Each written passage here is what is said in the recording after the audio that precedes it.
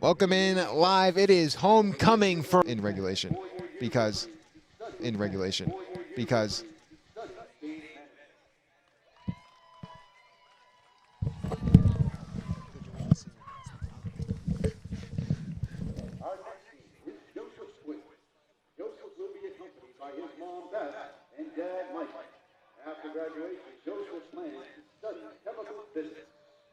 is a bunch of senior night stuff happening. Yes, this is the band, I believe, right now. I know Joey Quinn's in the band, so shout out to Joey. Joey Quinn?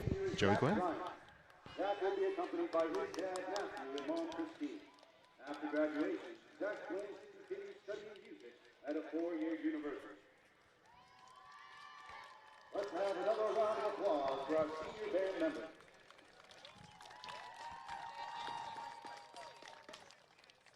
We will now transition into our senior cheerleaders. Our first team is captain Charlotte McDonald. Charlotte will be accompanied by her mom, Jen, dad, Brian, and sisters, Abby and Victoria. After graduation, Charlotte plans to attend a four-year university.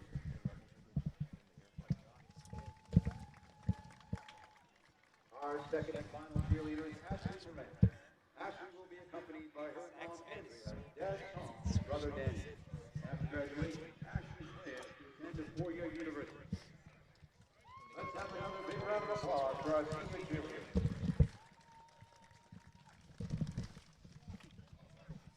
Our final group of seniors is our football team. First, number 2, Kawan Oliveira. Kawan will be accompanied by his mom, Elika, dad, Eli, and brother, Caleb. After graduation, Kawan plans on enlisting in the military. How about that? Military. Yeah, it's pretty great. Next, number 3, Captain Jomo Bay. Jomo will be accompanied by his mom, Charlene, brother, John, sister-in-law, Taylor, and niece, Elaine. After graduation, Jomo plans to attend a 2-year school and pursue a career in the Union. 2-year school's pretty great. Shout out to Massasoit. Captain Jomo Bear, obviously a really big integral part of that team. Hayden will be accompanied by his mom, Michelle, dad, Jeff, and brother, Logan. After graduation, Hayden plans to attend a 4-year school and study data analytics. The leader of this team, Hayden Hatch. Also, shout out to his brother, Logan. Going to be seeing him tomorrow. Next up, number Fun? 11, Yeah. Josh will be accompanied by his mom, Elizabeth, dad, Rob, brother, Jake, and sister, Haley. After graduation, Josh plans to attend a 4-year school to study business. Fun fact, he has 3 interceptions on the season. Wow. Joshua Benson. Isn't that a movie? That's Inception. Inception, not interception. Austin will be accompanied by his parents, Nicole and Brian, and sister Nate. After graduation, Austin is attending Pittsburgh State to study business administration and play baseball. Pittsburgh State getting a good one. Yeah.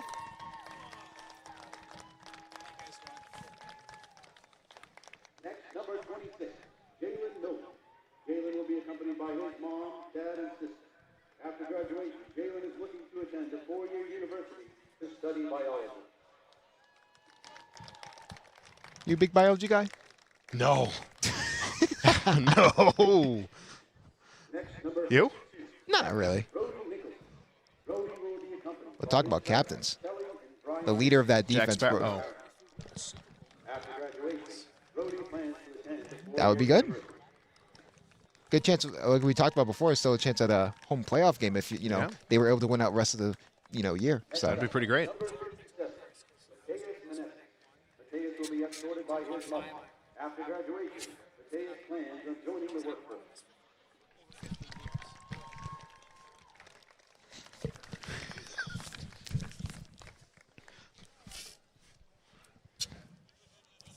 Our final team is number 85, Will Garby. Will be accompanied by his mom, dad, and sisters, Claire and Megan. After graduation, Will plans to attend a 4-year school and study exercise science. I mean, he's been, besides Patrick McDonald, really the integral part of this offense. I mean, he's been really good this season. He has. And you know who else in his family is really good? His brother, who you took a spot. Yeah, Yeah, which is kind of crazy. And our seniors for their efforts. I apologize. As you can see, all the seniors there giving their appreciation here in homecoming. Always a good moment, just appreciating the seniors, because for many of them, obviously they hope to play football at the next level wherever college they go to, but this is their last time on a football field. Yeah. Except for graduation. Yeah, that is true, but when it comes to playing football as well. Yes. You would hope that a home playoff game would be wondrous if that was able to be the case. But like we said before, we talked about it, but this is a team that hasn't put it together for all 4 quarters. And they're still a young team. There's still some juniors and sophomores on They this put team. it together in that And- blowout game. Yeah. But That was kind of crazy. That was good, but I mean, we noticed it during the East Bridgewater game as well. The blown coverage, just letting jump balls happen when it was tight coverage. It was a wild game, but you saw in overtime. You hope that overtime momentum generates to this game, because if you win the rest of your league games, you're still in it, especially for the league title. Yeah, for sure. What do you think is going through the heads of all these football seniors as this is their last time out there? They probably want to win. I think that's a pretty good assumption, My tie is very vibrant tonight. Little apparently. early tie check? Look at huh? it on the monitor here. You want to go early tie check? All right. Let's go. We got the fancy. This is a fancy tie. Got a little paisley, I guess. I don't know. Can you see that? Yes, you can. And then we got the Harland Williams pin, one of my favorite comedians. I had the privilege to see him last month in Boston. That was a fantastic show. I got a headache and was sweating the entire time from laughing. You know so who hard. my favorite comedian was? Norm Macdonald? Robin Williams. Robin Williams. He was great. He was awesome. He was great. It's actually Norm Macdonald's birthday today. R.I.P. How about Norm. that? Yeah. If I had a Norm pin, I would have worn it. But there's camel pin, and then there's buttons. People seem to confuse the term buttons and pins, while they are very different things. This is a pin, and a button has like a little stupid thing in the back. Like I have a Jimmy James pin. Shout out to Jimmy, who's in Florida now. But keep those words separate, please. They're 2 different things. Thank you.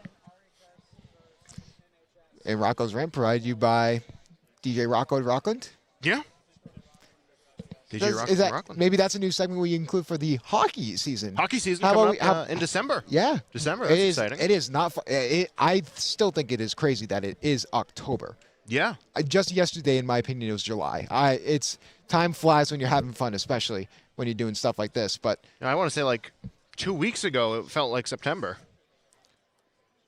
do you remember? I remember the 21st night. I'm very, very happy you got that reference. But obviously, Do you realize I think I'm like 70?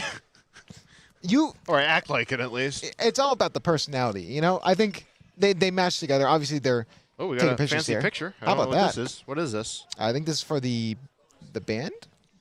Band Chorus. singers? Or chorus. Are they singing the national anthem tonight? Ooh, Yes. Oh, we got the chorus singing the national anthem. Wow. a lot of special We're in stuff for a here. treat. Also, a big welcome back to Seth, Yep. back from his trip from San Diego. Even though he got attacked by a seal. He did. Yeah.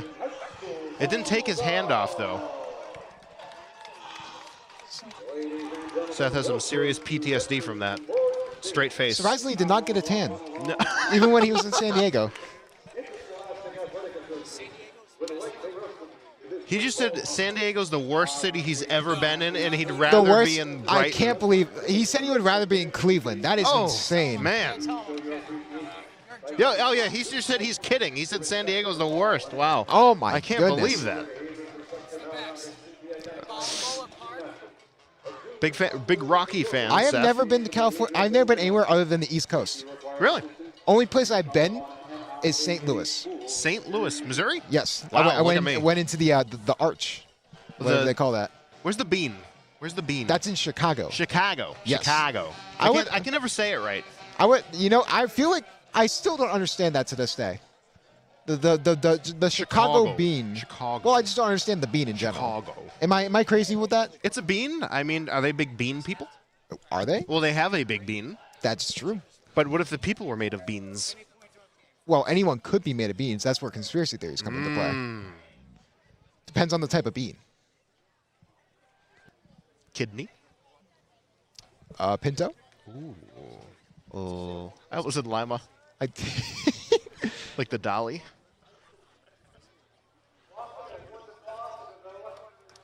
How about that? Rockland won the toss, but That's they a elect first. to receive. Interesting. Set the tone early. I mean, we've seen it with this team, but we'll have the anthem here shortly.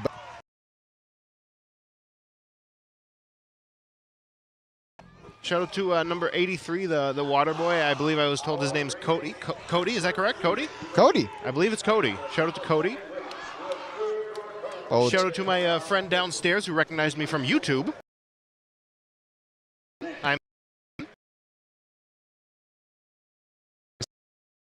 Time for the anthem.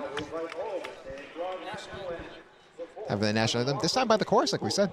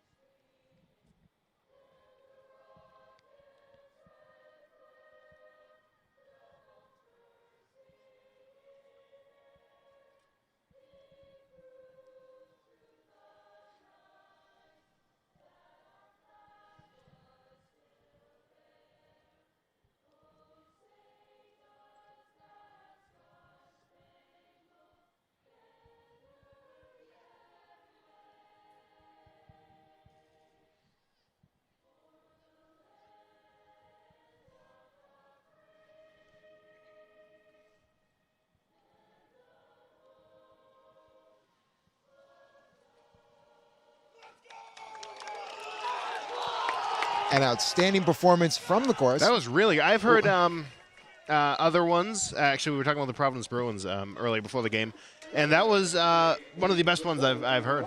I actually was recently. I was part of the chorus team as well when I was in high school. You were in the chorus? Yes. Wow, I did not know this. Well, Can you sing a little fun fact. ditty for us? No. Oh. You know, you can see me sing a little ditty. No, I don't have any gigs right now. You can book me though. That was if you did have a gig, that would have been perfect timing. excellent. But one thing I did notice that they haven't done usually, but they did just for this night. They put all the seniors at the front of the line. That's cool. That's a special little moment because they realize for these seniors, obviously you want to hope and pray that they are able to play at the next level wherever they go. But for most of them, this is probably their last home game. So as you see, there's actually probably second most amount of people here compared to Mashpee, their home opener. So obviously a lot of expectations on this game.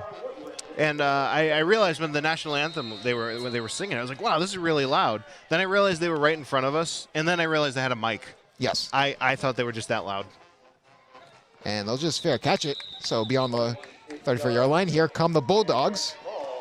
And obviously the person to watch is Patrick McDonough. I mean, we saw it last week. Game-tying touchdown with no time on the clock. I mean, he's obviously the X factor. But I'm actually going to point my direction towards Marvelous Pleasant. You mentioned it before that you brought up a stat that I was not even keen to. If we're including overtime, that is 8 touchdowns in 2 games for Marvelous Pleasant. So he's definitely, if they get the run game going, he could be automatic. Hatch, shotgun. They're going to hand it off to Marvelous Pleasant, trying to run to the outside, trying to keep driving. Goes all the way down to the 39-yard line. He's 2nd and 6. You can hear LaCory yelling down there. I think he yelled Justin or Dustin. Probably Dustin, because Dustin. He could be talking to you. He could. He wants you. He wants you to get it back out there. I don't even think I want to get out there with my knees at 25. But anyways, Hatch, shotgun, Carpini in motion, and it's going to be just another handoff from Marvelous Pleasant. Immediately swallowed up by Norwell. He'll get tackled in the backfield. And actually, he did gain, I think, a yard there, so it'll be 3rd and 5. See Coach Anzi in the bottom right there. Not anymore, because I'm too slow, and I pause at random places. Sound like William Shatner. I was going to say Stephen Walker, but or I forget his name, Christopher Walken. Christopher Walken. I don't know. I blank there. I think But almost Hatch, called me Stephen Hawking. back to pass, going to be caught by Will Carpini, and looks like he will get the first down. We talked about it before. I mean, Carpini's, he hasn't had the touchdowns to prove it, but He's gotten a couple. Those are early games. He got a couple of touchdowns. he's been the guy to get the first downs for this team. Obviously, the deep threat is someone like Patrick McDonough, someone who will be here next week, not even next week, next year. Well, Yes. So could be definitely an X factor, even with Dustin Ayer at the helm for quarterback. So 1st and 10 here. 45. Hatch just going to hand out wide to Marvelous Pleasant. Marvelous Pleasant looking to make a move, going up. Gets about, I believe, 4 yards there. So it'll be 2nd and 6. You can't see this on the screen, but this is awesome. Our cameraman on the field, David, is lined up like he's part of the team, and it's awesome. It's good. One thing Seth does really well is getting the production quality. Yeah. Also, Don't let it go to his head. the where there's just active beef here along the production booth, but trying to catch him off guard. And run up the middle. Marvelous a me Pleasant runs to joke. the outside, makes the man miss, gets the first down and a lot more down at the 36. As long he's bringing up ground turkey, but remember, as long as it's not chicken and rice, we are good. So we're we're in okay a with solid turkey spot. and rice? It really depends. It's the wind factor. I think we need a weighted bowl, Yes. like a 3-pound bowl. Well, we need a bowl with like a weight in the bottom. Ceramic bowl. Yeah, or yeah, like a Like a 2-pound weight there. Yeah, just like Okay. something in the bottom. Just keep it. We could do something with that. Man in motion. It's going to be a pass. Hatch looking to throw. Running out of time. Just throws it again. And what a catch there by number 11. 9:32 left on the clock in the first quarter. How about that from Josh Benson?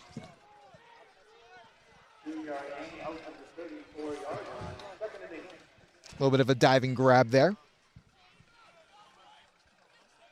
Not for much yardage, though, so it'll be 2nd and 8. 2nd 8. 2nd 8, 9. Second. But here we go. Hatch. Man in motion. It's going to be McDonough. And it's going to be a handoff again to Marvelous Pleasant. Trying to drive forward. Gets about 4 yards in a cloud of dust. So it'll be 3rd and 5. It's been a fun season so far, though. It has. I didn't watch much football before this season, but now I tend to watch the game every Thursday. Try to catch when the Patriots are on. But I think it's been fun. I'm really excited for hockey, and baseball went surprisingly well. And knock on wood, maybe we get a home playoff game for football. That would be pretty great. Hatch. Just going to hand it off to Marvelous Pleasant yet again, trying to drive to the outside. Still going on his feet, breaking tackles left and right. Still on his feet, driving. He'll get the first down. Unbelievable. Just see a little. Rocco's pointing out a little bit. That's the YouTube stream. That is the YouTube The stream. YouTube stream's a little delayed, so We're we get ahead to of see. the YouTube stream. We're just that good. I think we're just in the future. Yeah. Other people are in the past. Marty. That was a terrible. That was Terrible, That was Christopher probably the worst one. Wow. Thanks, Justin. I appreciate it. Anytime, buddy. But here we go. 1st and 10. I've heard some bad ones, though. It probably wasn't the absolute worst. Hatch is going to hand it off to Marvelous Pleasant yet again, trying to make a move inside. Gets about 5 yards there. So it'll be 2nd and 5. Rockland driving, though. I think they're trying to establish the run.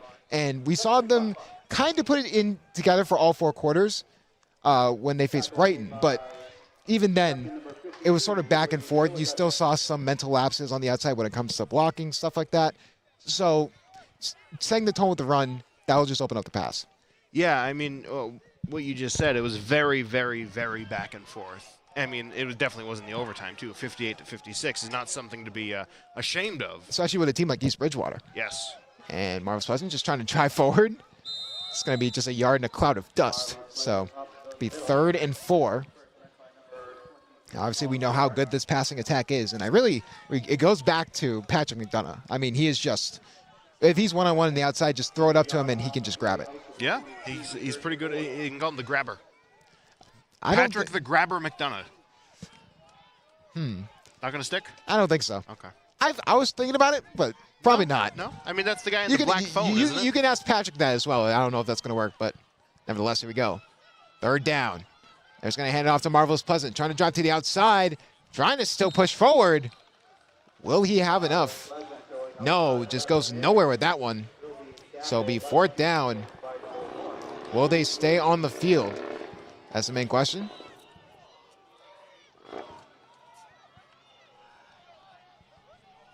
They will. They'll go for it on fourth down. Looking to set the tone. Benson out wide along with McDonough. Carpini to tight end. It's going to be a pass. Trying to find opening. Goes over to the left side. Overthrown. Thought there was going to be a penalty there. The coaches are arguing that it was a penalty as well, but it'll be a turnover on downs, so no points on there. Norwell will get a chance on offense. They're facing Norwell? Yes. Awesome. I only said that at the top of the broadcast. I just realized that. We need a highlight reel and a low light reel. Every time you say yep. Yep. Oh yeah. There's gonna be a lot of yeps. I have a couple reels coming after this game that there's gonna be a lot of yeps. But here we go. Man in motion, Norwell. They're just gonna just hand it off. Just try and get opening over to that side. A good drive there. And it looks like it'll be second down and short. Will it be enough for the first down, though? That is the main question. And it looks like it's going to be about second and inches. Officials trying to talk about it, but yes, they will move the sticks, so that'll be a first down. First down. Now, I have to mention, since they didn't get a formal shout-out, we have John Piazza Jr. leading the band tonight. Shout-out to them. Absolutely. They're great. They sounded really, really good this season. So shout-out to John Piazza Jr. And just another handoff here up the middle. And just trying to wrap up, trying to keep going. Gets about 3 yards, but immediately gets pushed back afterwards. And we talked about this rush defense. It's not the greatest. We've seen teams like Mashpee really expose Rockland, for lack of a better word, when you have a good run game. Yeah, especially when specifically the rush defense. You got to get Tom Sawyer out there. Let that one marinate. Yep. Let that yep. one. I'm very proud of that one. We're air frying that. We're air frying that joke. Rush had rotisseries on their stage with chickens in them. Ooh. Fun fact. How about that? Washing machines and dryers. Lucarelli in shotgun. It's going to just be a quarterback run here. Going to the outside. Has a bunch of blockers trying to get forward. He does. Gets the first down and a lot more. It'll be first down around the 44-yard line of Norwell.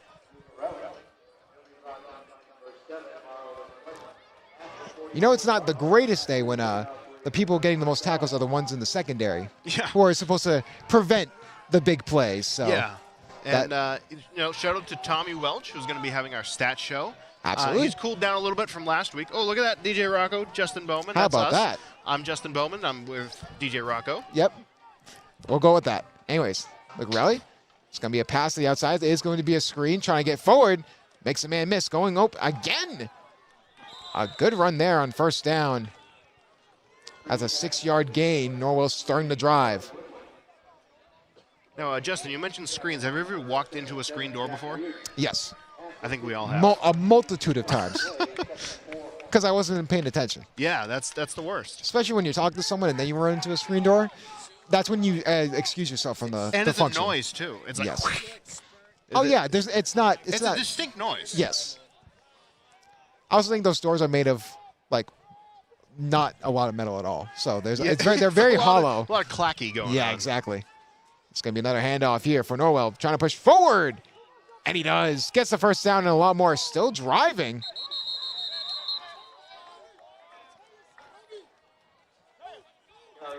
Coach Anzalone calling for the tightest hubby. I don't think that's what the plan was there. You sure? Who knows?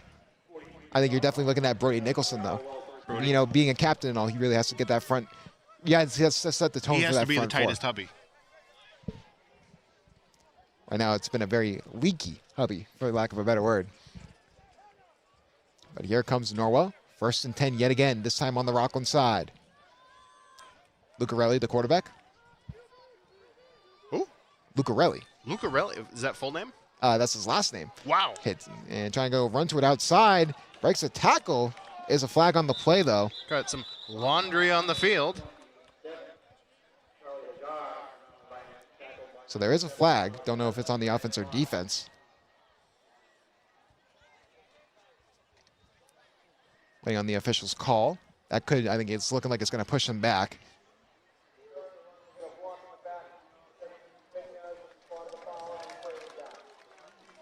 So it will be a block in the back. Block in the back. You got to block them in the front. So. Justin, what are we talking about? No back behind talk today. Yes. Well, no, that's a term, block in the back. So is tush push. That is true. I mean, obviously. There was a tush push in the game last night. How about that? With what, a 40-year-old quarterback? Oh, my goodness. But here we go. First and long now for Norwell. It's going to be man in motion. Look ready to snap. Got to fake the handoff. It's going to be just QB power trying to push forward. A good gain there after the penalty. Will make it 2nd and 8 here for Norwell. Norwell obviously 4-2 on the season, but one thing that East Bridgewater did win that game, 58-56 last week. We talked about it. Yeah, this Norwell team beat that team by, I think, a margin of 33. That's pretty impressive. This is a big task for Rockland. If they're going toe-to-toe with East Bridgewater, they need to be on their game against Norwell. Yeah, for sure. And I mean, especially where it's the last home game, there's a good amount of people here. Senior night, they gotta put their best effort into this. Definitely the most amount of people here since the home opener against for sure, yeah. Mashpee. Now, hockey's always packed. I'm excited for hockey. We got 1:22 left in the first quarter. And it looks like it's going to be a pass over to the right side, trying to get outside. What a move, trying to hurdle a man. Patrick McDonough is credited with the tackle, though, so it'll be 3rd and short. Around 2 yards there. Big 3rd down stop here for Rockland if they can get it. They could go for it on 4th down, though. I mean, we saw Rockland try to go for it there. Yeah. It's very interesting that they didn't go for the punt there, at least try and pin them back. Because sometimes you see punts that go out of bounds, not near the end zone, just to push them back out further to like that 1 to 10 yard line. But true. We'll see what they do here. Are you a punter? A big punt fan? Hey, a good punt can get me riled up. That's all I'll say. Lucarelli. And shotgun. He's going to take it himself. Trying to play contain is Brody Nicholson. Trying to bring him down. And it will be a 1st down for Norwell. 22 seconds left on the clock in the first quarter. So you see number 2 for Norwell. Limping there, so hope that he's okay. But that will actually be the end of the first quarter. End of the first quarter? Yeah. Wow. So Justin, we're into this 1 quarter and 0-0. Yes. I mean, it was like this last week too. Remember, yeah, true. it was a very slow game, like methodically paced, and then all of a sudden, everything went sideways when it came to like the end of the 3rd, 4th quarter. So, obviously, both of these offenses are trying to feel each other out, trying to see what they can do on either side of the ball. And both these teams can run on each other, but the run defense has been good for both these teams. It has, and that was something that Rockland struggled with in the earlier games was the run defense, and they've improved it a little bit, which is good to see. And keeping it 0-0 is critical. It's always better if you have the upper hand, but 0-0 is very good. And now, do you know who the mascot is for Norwell? The mascot is for Norwell. Norwell Narwhals. Narwhals. I just made that up. Now, I mean, it sounds That'd be a great accurate. name. That'd be a great it sounds name. accurate. I wanted to say the midshipmen, but I think that's a different school.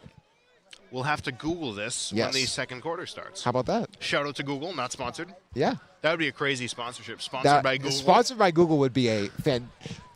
Sponsoring a Division 7 school when it comes to football would be a choice by Google, but I think we'd also accept a Bing sponsorship as well. that's cool. Firefox. What about a Ding sponsorship? Zinger Dingers? Is it wow? Big fan of those. Huh? It's all right. What's your favorite snack cake? Snack cake. Ooh. Like a Twinkie, something like that. I'm a big Twinkie fan. I'm not the biggest Twinkie fan. No? Not really. It's going to be a handoff to the outside, though. And before trying to push through, hurls a man. It's going to be a nice, solid gain there. Run defense starting to get a little lackadaisical for Rockland, so that'll be a 7-yard gain. It'll be 2nd and 3.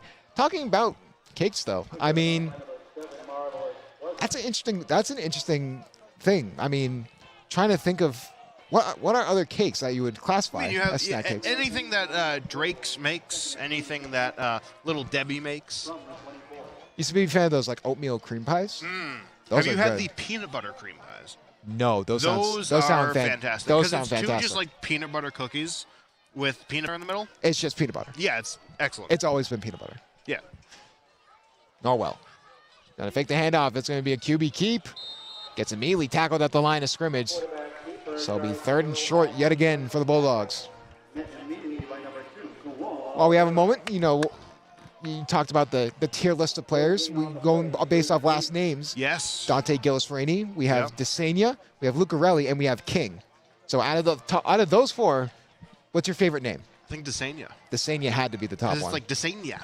I You was can really get into that I one. was a big fan of the full name of Dante Gillis-Rainey. That was good. I like hyphenated names. I like so. that one. I do think tonight's pretty cool, though. Lucarelli? Yes. That's a good one. Lucarelli trying to drive with this Norwell team. It's going to be another QB keep. Trying to push it up. Gets the first down and a lot more. Still driving. Gets all the way down to the 13-yard line. 11:08. Oh, wow. No time has passed. For Rockland, it feels like it's just a slow, painful demise trying to prevent this touchdown. I mean, they have not been able to stop Lucarelli. He's been pretty good on these QB keeps. Now, was Chernobyl slow and painful, or was that quick? It was a quick show. It's a quick show. Did you like that one? I liked it. You liked It it? was a good show. Did they show the elephant's foot? No. I went 0 out of through 10. the entire show. They did not show the elephant's foot. Wow. And another run up the middle. This time it's in. Touchdown, Norwell. I know. Off the right guard and in the end zone for a Clipper touchdown. Ryan Bogzagny Wow. on the carry for the touchdown. Fantastic name. What a name for the running back. But I mean, Norwell setting the tone. We talked about this before. We thought Rockland winning the toss, they would elect to kick and get the ball in the second half, but clearly it came back to bite them. Yes. So now they're going to go for the extra point here, number 23.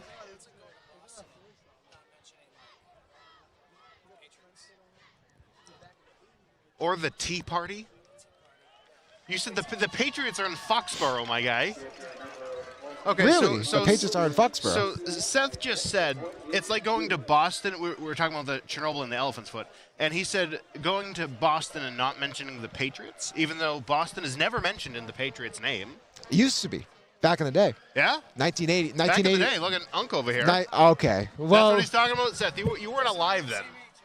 We're the same age. okay, but he's acting like we're 35 and 36. There's a clear difference there, but what I was going to mention is they did used to be the Boston Patriots, but then they moved over to Foxborough, which is horrific for traffic if you've ever been to a Patriots game. I've never been to a Patriots game, but I did see the Rolling Stones there. That was Really? cool. How was that? That was pretty cool.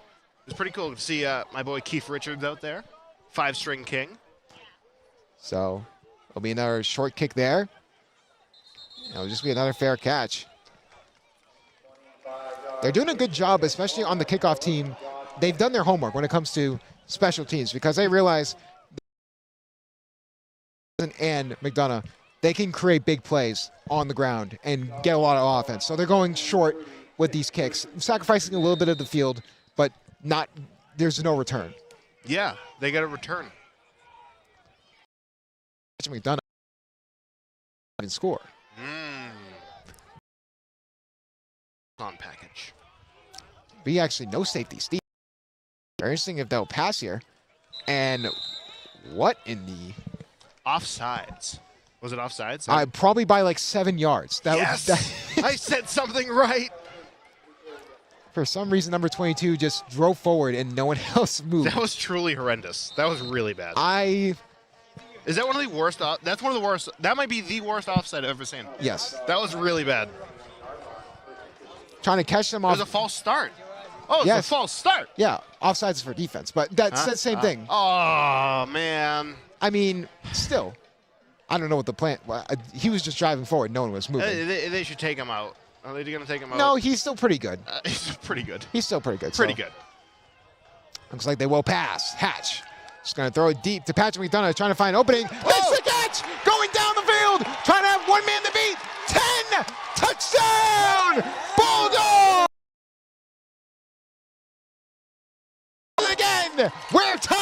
side. Now, Justin, you were just talking about returning that score. I think you just did that. Listen, we're psychics. I don't know what's happening. I've proved it on TikTok.com/JustinBowman00. Oh, wow. That we're psychics. How I said Will Carpini was going to get that touchdown. And then Patrick McDonald gets that touchdown. But I mean, again, no safeties back. No one to help out with the coverage. So one-on-one, it's like Alex Ovechkin against some random guy. Alex Ovechkin's going to score 9 times out of 10. Yes. Yes, Alex Ovechkin. Hockey. Yes. Hockey. Guy gets those hockey terms in, but obviously, I say we're tied, but they have to make the extra point, spend struggle from time to time. Oh. And it is blocked. Some dude just got nailed in the head with that. And so it will be. But game now. Much closer, but I mean, we talked about that was really the X factor there. Patrick McDonough is going to continue to be a special player. He still has 2 more years of eligibility. I mean, this guy is an absolute stud. So, Sidney Bacabella called me a stud once. How about that? Yeah, shout out to Sidney. Oh, a hunk. Sorry, he called me a hunk. Shout out to Sidney. Hey, same thing in my book. But my question to you is, are we going to see your favorite play? The onside. Are we going to see an onside kick? Are we going to be seeing? Because they got to get that extra point back? Yes, we're going to see an onside kick. We'll see. That's the main question. Or they could kick it deep, but I mean, you would hope that they would set the tone early on. Couldn't get it to go. While Norwell did score a touchdown, they got one right back. Like we said, this passing offense is way better than this rushing offense, so that may be something they need to rely on for the rest of this game. Yes, for sure. So McDonough back to kick. Will we see an onside? Let's go onside. And nope. No, it'll just be a kick there. Go over to number 3 for Norwell. What a blow up on the play there from the blocking. Gets out to about the 44-yard line while we have a moment. I mean, we mentioned it before. December, right around the corner for Rockland Hockey. If you had to mention, what is your favorite part that you've ever done for Rockland Hockey? Okay, so you'll probably be doing this season if we continue it. But last year I got to interview the coaches. Oh, fun. That was really fun. And then shout out to Coach Steve Murphy, because at the end of every interview we'd cut to commercial and I would point at the camera, and then he started pointing at the camera with me. Oh, that's amazing. And that was pretty great. That was fun. So I also enjoyed messing around with James Levasseur the whole time. That was fun. Up. And it'll be a gain of 7. That was like the first video I posted, I think. It was me and James. He said something really stupid, and I just mocked him. How did if you want to mention to the audience, how did the Bulldogs do last season? I think it was pretty 50-50. They did pretty good. They made it in the playoffs, I believe. Unfortunately, didn't win. Tommy would know better than I did. I think he goes to every hockey game, which is insane. But we'll be going to every hockey game for at least for most of them. There's a couple I know I won't be able to go, but Tommy's got me covered. A couple of mine as well because of scheduling conflicts, but yes, we'll try our best to get the best commentary duo in Rockland to be there for all the hockey games. Let's put second down here for Norwell. Man in motion. Looks like it's just going to be a QB keep. Trying to drive him. A lot of QB runs in this Norwell offense. More than I think anyone expected. I think that's what Rockland's thinking because they're not ready for it. Yeah, they need to be ready for any scenario they can. And it's showing a little bit. One person you're looking at is Campanelli. I mean, you're hoping that he's had some big plays in previous games as well. So you're hoping for him to sort of bounce back here. You really need a defensive play, like a tackle for loss or a sack, to really set the tone for this defense. Yeah, and I didn't know stadiums could play football, but that's kind of impressive. Look at that. Norwell. It's going to be back to pass. Looks like it's going to just be an option play, trying to get out to the outside, trying to break a tackle. He can't. Still a gain of 5. So it'll be second and medium. While we have a moment, we'll check the Norwell mascot. Yes, I'm currently Googling this. The Norwell mascot, then we'll do our mascot matchup, as we always do in the second quarter. Also be able to tune in the third quarter for Rocco's 75 cents. Yes, my 75 cents. And also we have the Tommy Welch Statistics Show. The Clippers. It's a ship. Am I correct in this? That sounds correct. The Norwell Clippers? How about that? We're going to find out. Norwell, Massachusetts, home of the Clippers. How about that? It's a little ship. It's a little ship.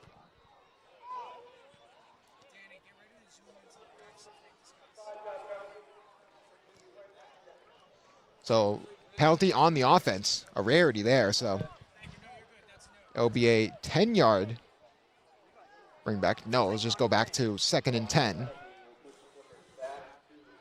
Now, Colin, could we get a camera on this? I'm going to show him the. I'm going to show him the graphic. Colin, could we get a quick camera on us? I'm going to show him the logo here. Obviously, checking out the Norwell logo there. It's the Clippers. You can see. No, you got the Knights logo. Right there. It's not the Knights. It's the Norwell I'm more Clippers. of a fan of the Days. Anyways, there's going to be a handoff there up the middle for Norwell. Dayman over here. Still driving, so that'll be a gain of 7 there. It'll be 3rd and short.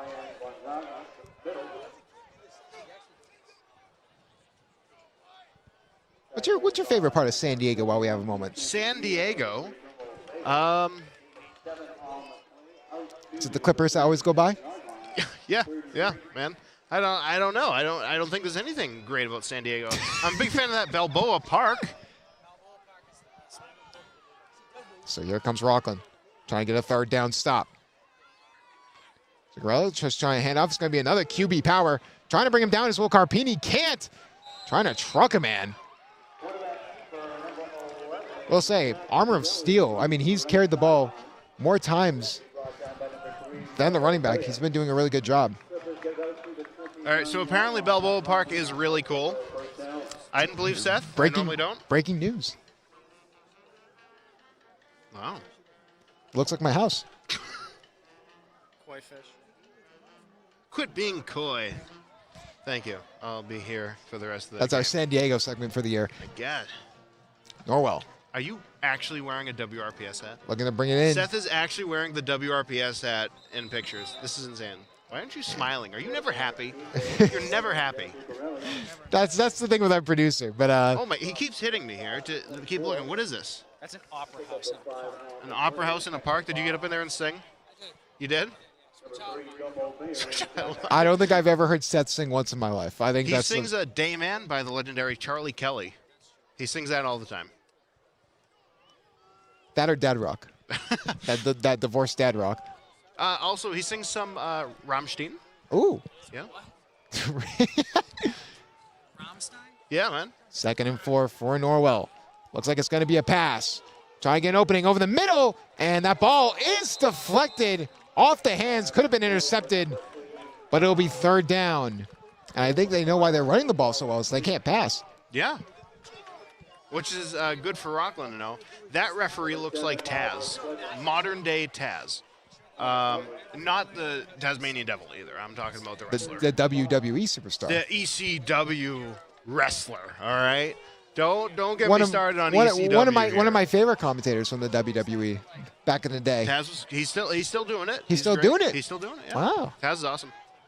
So 3rd down. Another big major stop for Norwell if they can get it. 6:02 left in the second. And they're just going to run it. Just trying to go over to the outside. Great blocking, still going. And they'll get the 1st down.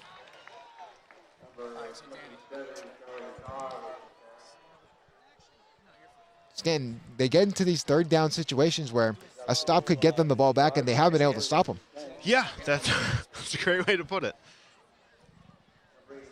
Now, Justin, I noticed you did not bring any sort of liquid up here with you. I did not. That's impressive. I always have a water with me. I had some water before getting here.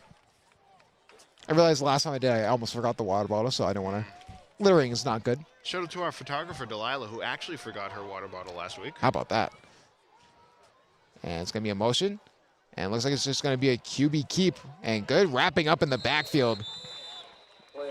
One of the few net neutral gains there for Norwell will just be 2nd and 10. 2nd and 10 with 5:06 left in the half. Been a really quick game so far. You said that last week, too. Well, if I'll only be disappointed if it's a 5 overtime game this 5 time. overtime. Yeah, last week we had the all-time longest game in Rockland high school history. That's probably up for debate, too. I mean, there's a good chance. That's what Bika said. I trust Bika when it comes to sports. And she's trying to get a run to the outside. Flag on the play. Does get down to the 1-yard line. 2 flags on the play. The term for that is a laundry. Laundry, some laundry on the play. Laundry. Will that be on Norwell?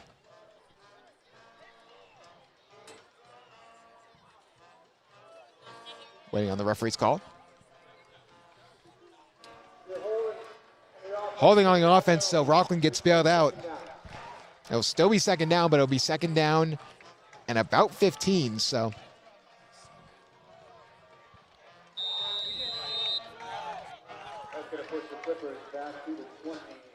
Just like you said, about 4:30 left. Obviously, Rockland looking to get a stop. Norwell does get the ball at half, so that's the thing that we were talking about earlier. Justin, I just disassociated for like 30 seconds. Oh, don't worry, I did too. How about that? A tackle in the backfield, basically. Only a gain of 1 or 2. So it'll be 3rd and long. The Norwell coach is irate at that play because the blocking was not good. Rightfully so. I mean, I wouldn't be too happy either. Would you ever be a coach? Coach? I'd be like the assistant coach. That's just kind of there for the vibes. That would be me. I'd be like, hey. You and I are similar. Like we want Hit to be the puck. Shoot it a little more. We'd be the players' coaches of the teams that we coached. Like Player what do you? coach. I actually almost told our graphics person Ariana to write player coach under my name. Ah, look at that. I was pretty close to having that done. So here we go. Big 3rd down. Norwell. Looking like they're just going to run it. It's going to be a QB power. Trying to still push forward. Only gains about 2 or 3 there, so it'll be 4th and 10. What will be the call for Norwell? Will they go for the kick? It would probably be pretty smart. Figure it's 3:22 left in the first. No, they're going to just stay out there. Wow, interesting. Quarterback going over to his coach, so. All right. I mean, this is a dangerous situation because if they don't get this, Rockland's offense has shown that passing the ball, they can easily, one play, touchdown. Yeah, we've seen some pretty long touchdowns too. So Clippers call it timeout. On Norwell. Tommy's up here. So we actually have Miss Rockland being crowned during halftime. How about that? And then Tommy. So this is exciting. But let's do a quick WRPS crew shout out. We got Seth, Colin, Justin, myself, Tommy, Delilah, Ariana, Sanaya, Ryan, Lucas, Danny, and also shout out to Jack, who's hanging out with Ryan tonight, and David on the field. Did I get everyone? I think so. Hey, not too bad. Look at that. Not too bad. And We got a lot of people this week too. I will say, it has been an honor, doing football for the first time. It's been a lot of fun. Obviously, the way I got this job, or not job, but more of a volunteer thing, was I reached out to the principal, and the principal actually redirected me to WRPS, and that's the reason I'm here today. I was talking with James Levasseur actually, and he was like, "Oh, you should stream the hockey games," and I said, "Oh, I'd commentate," and then now we're here. How about that? That's how I got it. And Just kinda in happened. some weird world, that's how the duo was born. Yeah. So, If you told me 5 years ago now at this point that I would be commentating a football game, I would have laughed in your face. I wouldn't believe you. how about that? But 3:10 left. Seth, no one ever listens to you. 4th and 9. Norwell back to pass, trying to find an opening. Just throws it to the outside, trying to get there, and will not get in the end zone, but will get the first down. Wide open was the Norwell receiver. 3 minutes left in the first half of the game. And that was a big first down for Norwell. Yeah, that was pretty good for them. Do you think they're going to go for the touchdown here or wait until the fourth and go for the kick? I think it would probably be smart just to go for a touchdown, especially since you do get ball at half. True. After halftime, so. And their rush offense has been way better than the rush defense. So, and it looks like it's just going to be a quarterback keep going up the middle. Wide open lane up Main Street. Touchdown, Norwell. Again, the quarterback coming in clutch for Norwell. They will go for the extra point kick. But right now it is a 7-point game. We did see a lot of blocked kicks last week, so anything is possible. And we saw one already today. It's always great when someone gets booted in the face with a ball. More or less, Patrick McDonough just I think it was a bad snap of the ball. Couldn't get the kickoff, so. And what a kick there. It's good. Norwell hosting an 8-point lead. Rockland looking to get a touchdown within 2 minutes and 32 seconds. But we saw last time, they're trying to keep this offense off the field because of how good that passing offense is. Yeah, Rockland's really good at passing this season. And I just went full announcer there. That was crazy. That's hey. That was kind of Rogers. Yeah, That was not good. fun. Thank you. You seen that guy on Instagram? He's like Rogers Stadium. Yeah, I forget his name. I know exactly who you're talking about though. But like I said before, a little bit of a packed house there. So we'll see what happens here. Obviously, 2:32 left, but make sure you tune in to see Miss Rockland, but also Yes. Tom and Statosaurus Rex. Of course, you can't forget about Tommy. He's right next to me. How could you ever? And it's going to be another slow kick. And that will be caught by Romari Cummings, running to the outside. Romari Cummings looking for room, going up the middle. Romari Cummings makes a move up to the right side. Takes the move, breaks the tackle, still going. On the opposite side of the 50, they get dropped at the 44-yard line. What a return for Romari Cummings. Great run there. We got 2:23 left in the second quarter. I mean, that's what we're talking about. You can't kick back to those top three guys because they can generate offense on the kickoff return by itself.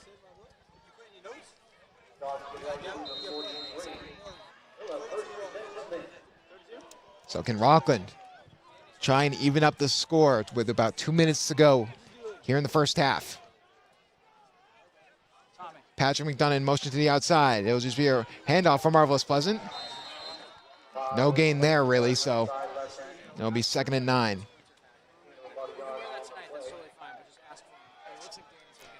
Very surprising that they're going for the run there. When we talked about it before, first time they passed, it was a touchdown. I mean, yeah, very interesting. Great showing of Rockland's passing there. 2 minutes left in the second quarter. One deep safety. Hatch, shotgun. So look to pass. Run over to the outside. McDonough makes a catch. Makes a move. Still on his feet. Gets out of bounds. About a gain of, I believe, 7 or 8. So that will be 3rd and short. What will be the play call here for Rockland? Luckily got out of bounds, so the clock will stop.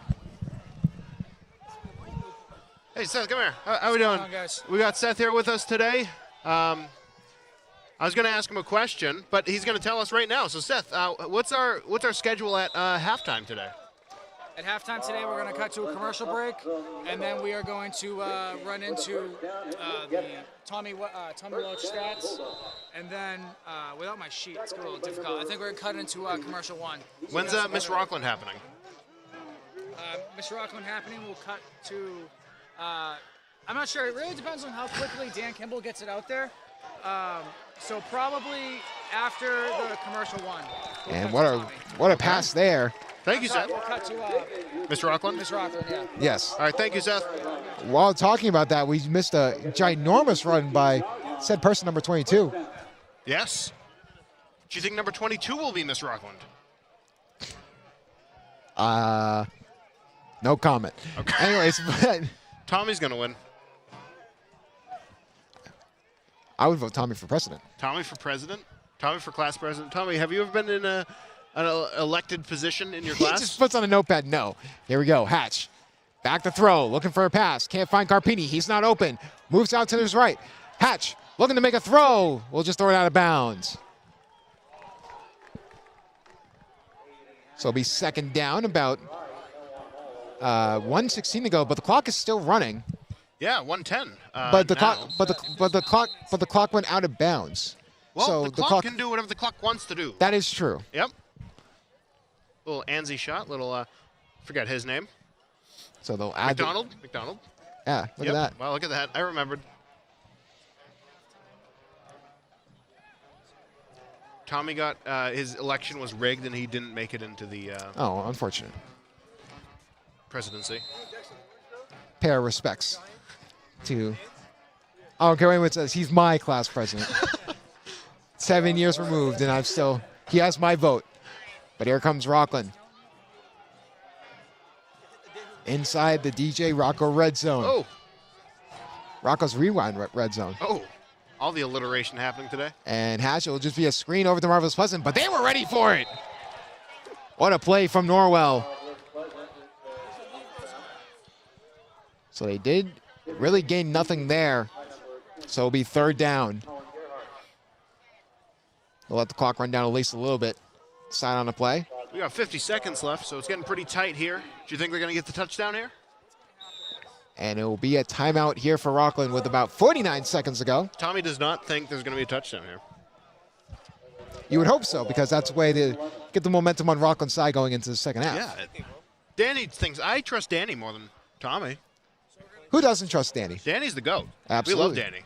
Let's get him a raise. Let's give him some more community service. Seth, can we double his community service for You this? guys are getting paid? Maybe. Yeah, we get free merch. Oh, what? I know.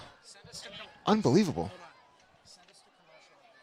All right, right when we hit commercial here, we're gonna. Yeah, we're hitting commercial during the game. We're gonna hit a yeah. couple commercials. But We'll be right back. but- Best Dr. Phil. But we'll after this first half, we'll go to commercial break. Yes. And then get ready for, I believe, Miss Rockland, which Then will I'll be first. gone. How about I that? won't be here. I could not read that handwriting for the life Nope. of me. I have terrible handwriting. I couldn't read that. I have chicken scratch, and still I couldn't. Showed it to Shaggy, who's on the field tonight. 3 wide receivers out wide. 4, actually. Pleasant I and hope the Carpino on wide the left. receivers were out wide. And it'll be a pass over for Marvelous Pleasant. Not in play. Pass trying to be intended for Marvelous Pleasant, but Hatch just overthrows him a little to the left side. So it'll be 4th down. And really, you would be more confident as this team if they just got one defensive stop. Yeah. They've only had 2 drives in Norwell, and they've been able to score on both of them. So that's something that they're going to need to key on in for this second half. Right now, they're just trying to get within the 5-yard line or get in the end zone. 43 seconds ago, clock stopped, so big opportunity here for the Bulldogs. Big opportunity for Norwell, too. This would be a big defensive stop. What down is it? 4th. Oh, geez. And they're not going to go for the kick? A little far in the kick. Could make it. And looks like Norwell will call the timeout as well. Probably a good call there. 43 left on the clock in the first half of the game. Do you trust Patrick McDonough's leg in this situation, too? I mean, it is a pretty long field goal. So I think you can do it. about a 20, I think it's about a 30-yard kick. It's doable. It's possible. What do you think, Nick LaCour? End zone. Wonderful stuff. Yep, that's probably what he's saying. There's probably a few expletives in there. Probably. A little bit. Can't say those. As a former player, I can guarantee that's been a game-to-game basis. That's not just this game. So Actually, he might not be saying anything. I think it was Coach McDonald who was doing all the talking there. he is the offensive coordinator. He's been there for quite a long time. So we'll see what happens here. So 4th and 10. Looking for a possible score. Norwell getting the set outright for the defense. I literally can't read that. Anyways, here comes Rockland. 4 out wide. Man in motion, McDonough. Pass here. McDonough will just throw it over to the right side. And an absolutely heinous flag by Norwell. Pass interference in the end zone. Rockland will get a first down out of it. Okay, Look at this, Rocco. that's impressive. That's No, he got. I mean, it was an impressive call that the ref would even think that. That's well, Massachusetts State Police needs to wow. apprehend this man. Unbelievable. Can we get a camera on us real quick, Colin? Colin, can we get a camera? Okay, so this is Tommy's notebook, and this is Mascot Wars: A Ship versus a Dog. I don't know how I found this out. I don't even think. I don't know who would win that matchup. That was impressive. I don't know. I think the ship. I think a ship could run over a dog pretty easily. Yeah, but the dog doesn't need to swim. He can stay on ground. What if the dog was on the ship? What if it's a pirate ship? Ooh, I'm a big fan of pirate ships. Yeah, big pirate ship guy? Jack Sparrow guy. Jack Sparrow. Captain Jack Sparrow.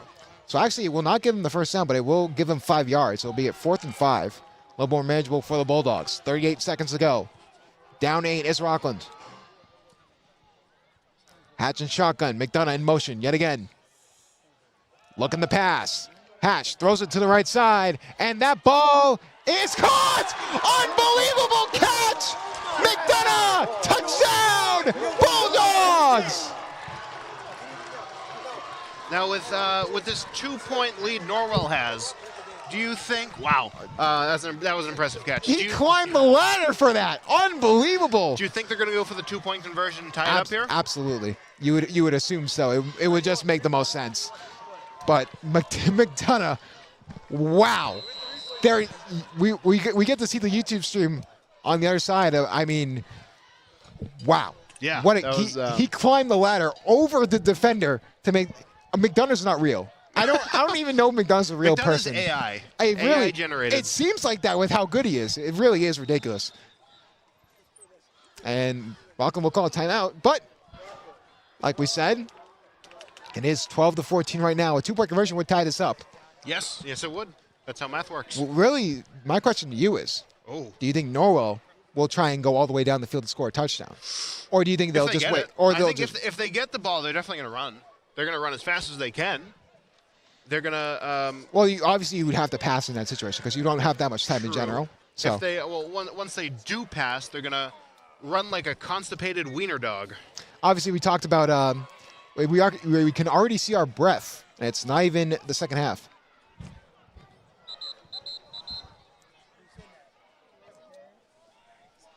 Just a little bit of waving here. Yep, we got a lot of waving. But 2-point conversion will be attempted.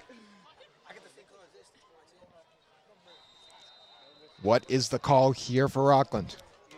Phone. Can they dial up a 2-point conversion? Oh, I'm on fire today. Hatch. Pleasant in the backfield. Man in motion, McDonough.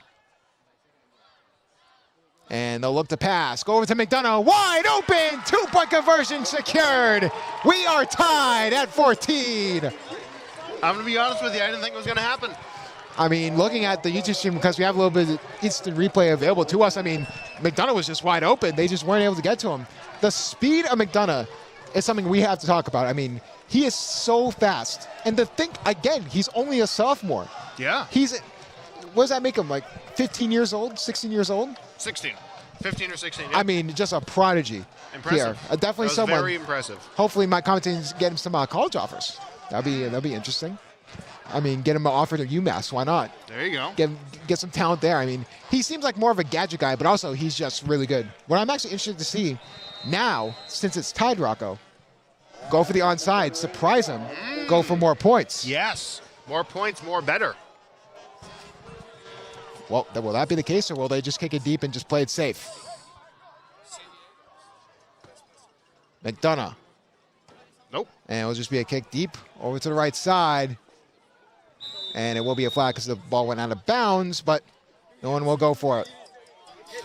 About 30 seconds. 30 seconds flat. So, I mean, Norwell has one of two options. Either they can just nail it and just take it to half while it is tied, or they can try and go for it all. But now, Norwell does get the ball back at the second yes, half. Rockland did elect to receive. So, which you don't normally see a lot. Not really. I was very surprised by that, the fact that they wanted the ball. Do you think the emotions got better of them? Because you probably see that in hockey too. Sometimes you don't think straight whenever you do certain things. Do you think that's probably what happened with this coaching staff? Potentially. I mean, last week they knew they were good from last week. Last week they did excellent, besides a 2-point conversion at the end there. But potentially, maybe the captain just got a little. And they'll actually look for the pass over to the right side. And tackles him in bounds. Clock will run, but there will be a timeout for Norwell. So they're going for the touchdown here. Yeah. They're trying to hit pay dirt. So really trying to drag this one out here. Trying to get every second out of this game.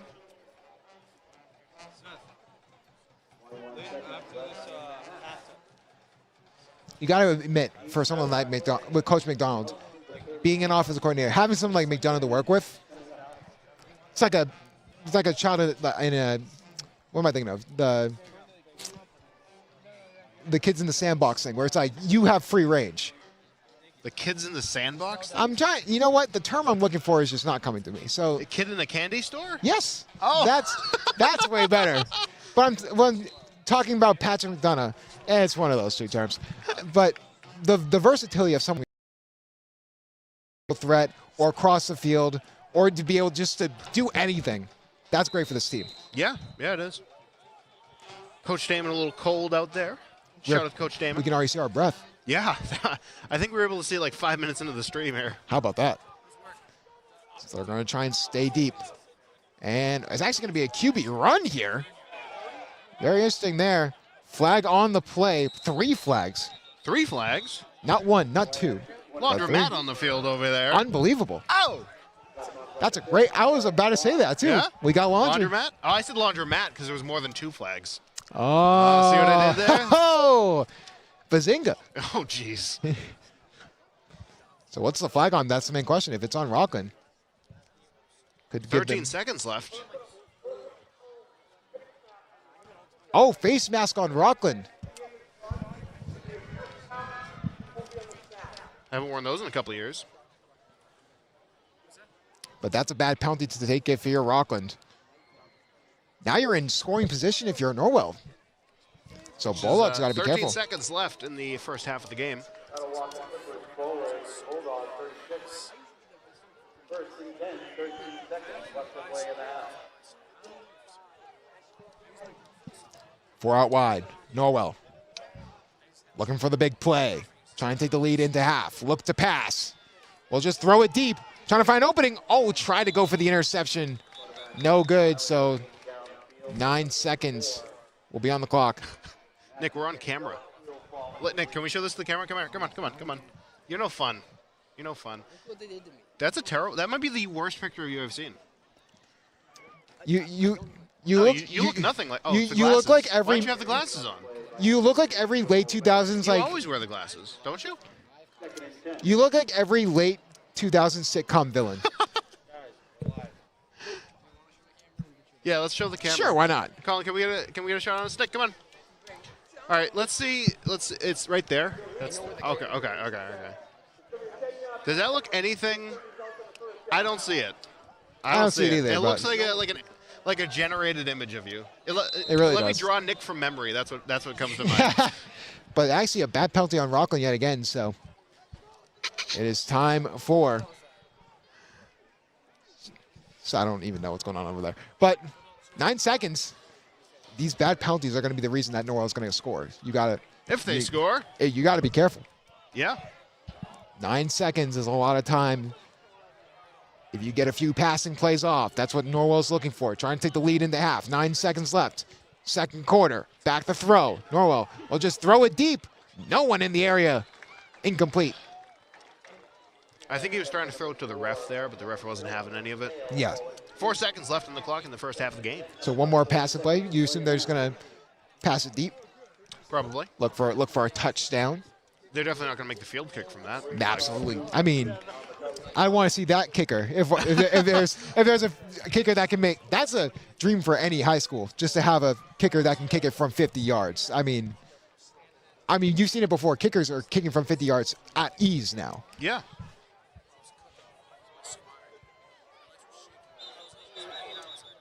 And Coach Okoye will call a timeout. With 4 seconds left. They don't. Okay. They're just rethinking Yeah, because rethinking, yes. because they're just trying. They have to tell them everything to watch for. Obviously, the QB run could be a big chunk play. You assume that Norwell's going to go for the pass here, but you got to be careful and get time to actually have a defensive play call. Yes. That's you always got to be wow. You got to be prepared. You have to be prepared for every scenario. I mean, we are in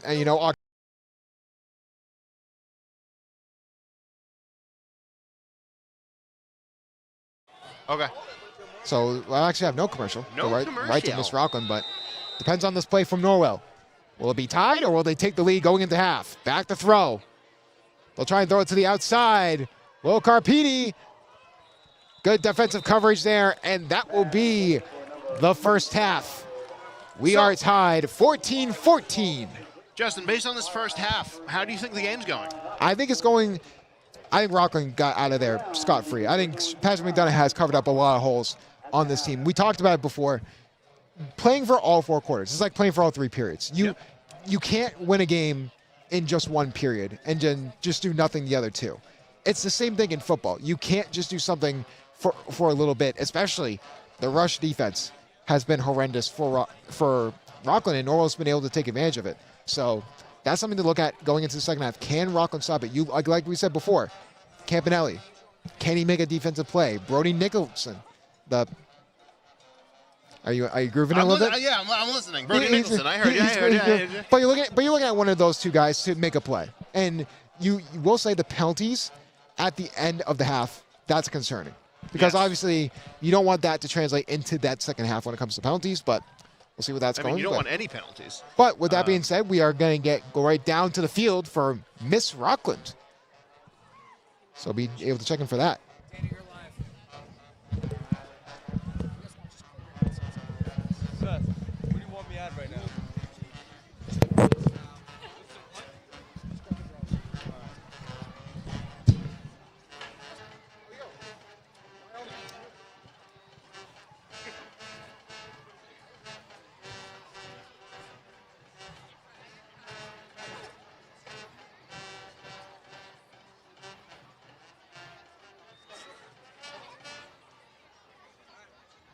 Good evening. Tonight I have the privilege to introduce to you the 6 candidates for Miss Rockland, representing the class of 2026. These young women were nominated by their senior classmates for being standouts among the senior class.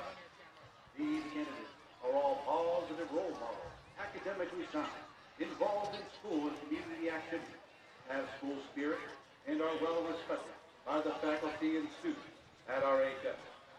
They all make Rockland High School a better place to be.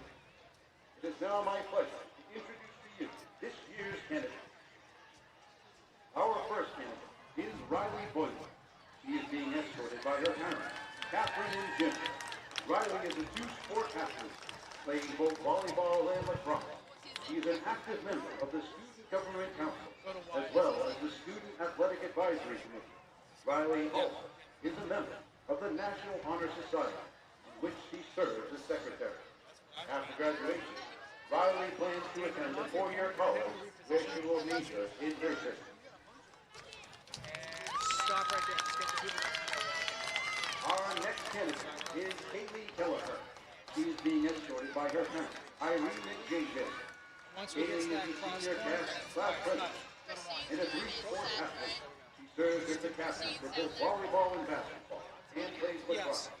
Kaylee is a member of the National Honor Society, Kickoff, Student Government Council, Bulldogs Buddy, and is the president of the Student Athlete Advisory Committee. Kaylee plans to attend a 4-year college where she will major in health science to pursue a career as an orthodontist. I want to be like that one. Up next is Molly Lucas. She is being escorted by her mother Beth and her father Richard. Molly serves as the secretary for the senior class, Student Government Council, and the Student Athlete Advisory Committee. She is also a member of the National Honor Society and Bulldogs Buddy. Molly is a 3-sport athlete who serves as captain for both soccer and basketball, and also plays lacrosse. Molly plans to attend a 4-year university to study biology and pursue her of becoming a pediatric orthopedic doctor.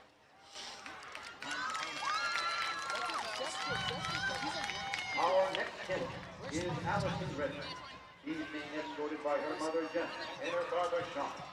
Allison is a 4-year member of the Student Government Council, the Student Athletic Advisory Committee, and has also served as a freshman mentor and continues to be very active in community service. She's also a 4-year member of the varsity lacrosse team. After graduating, Allison would like to attend a 4-year college in the South to major in health sciences.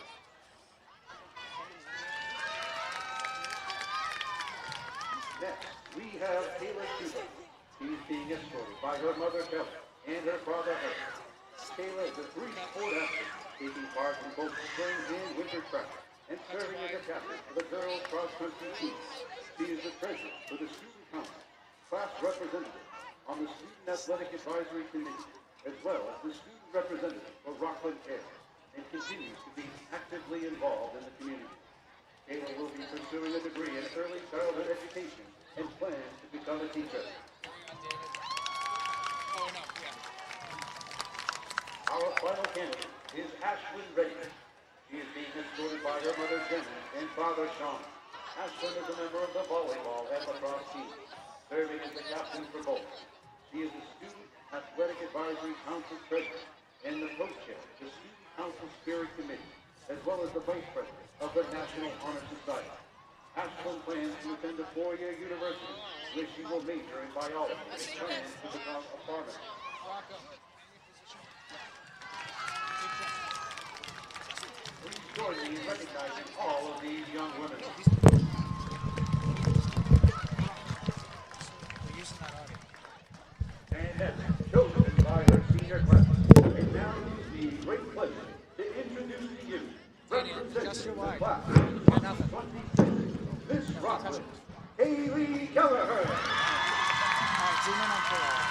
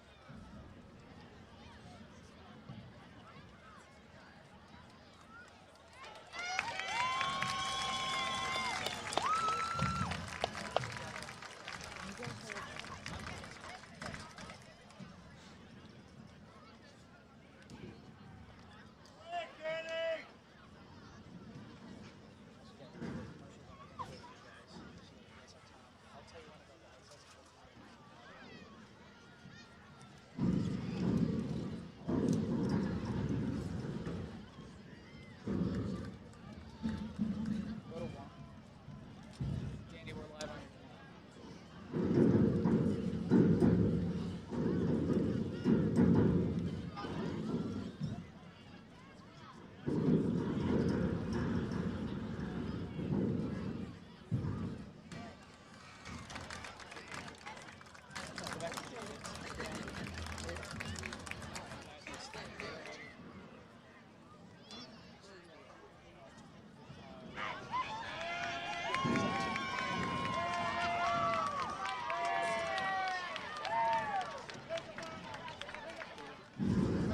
Sorry, use the mics.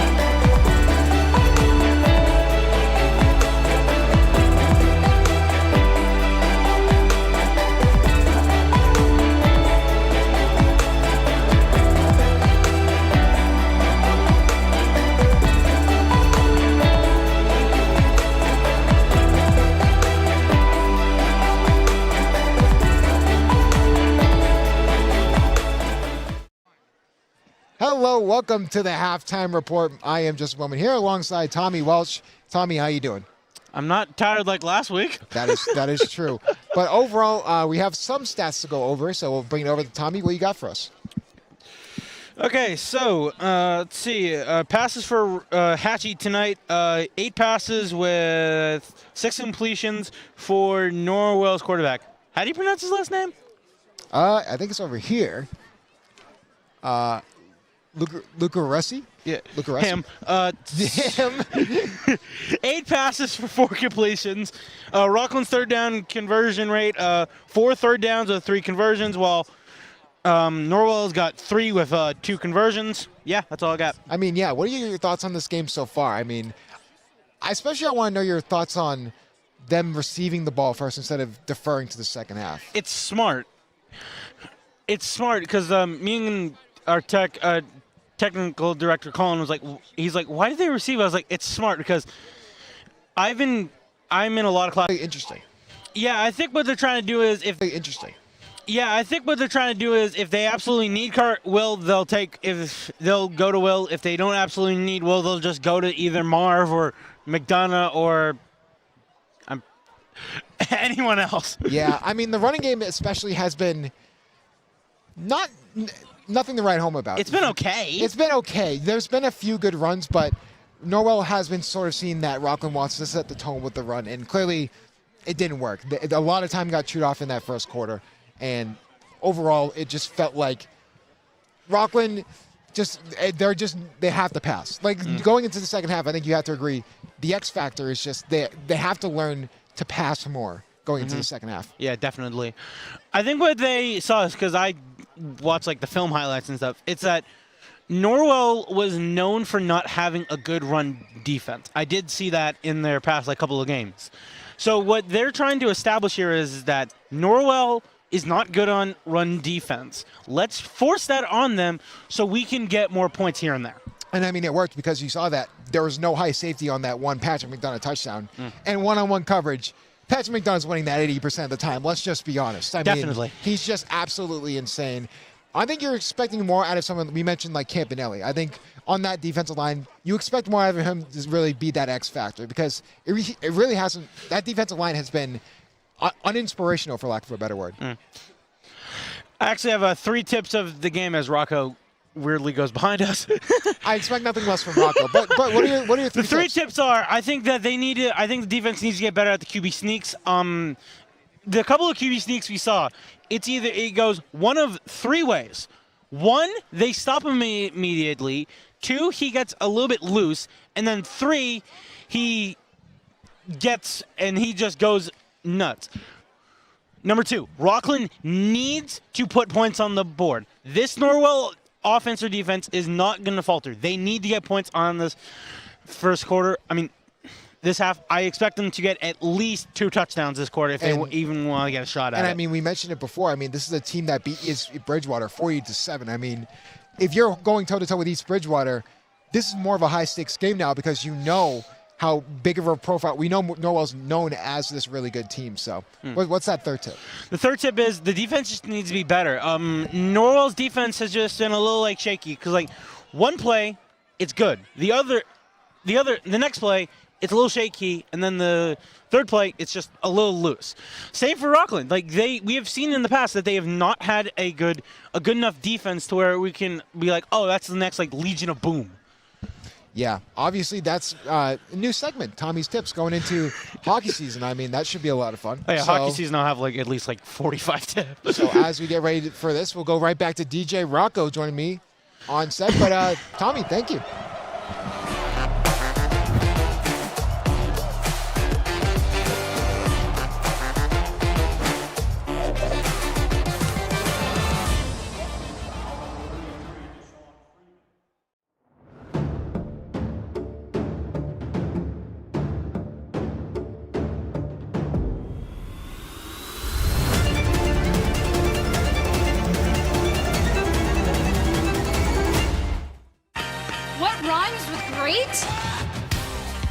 Participate.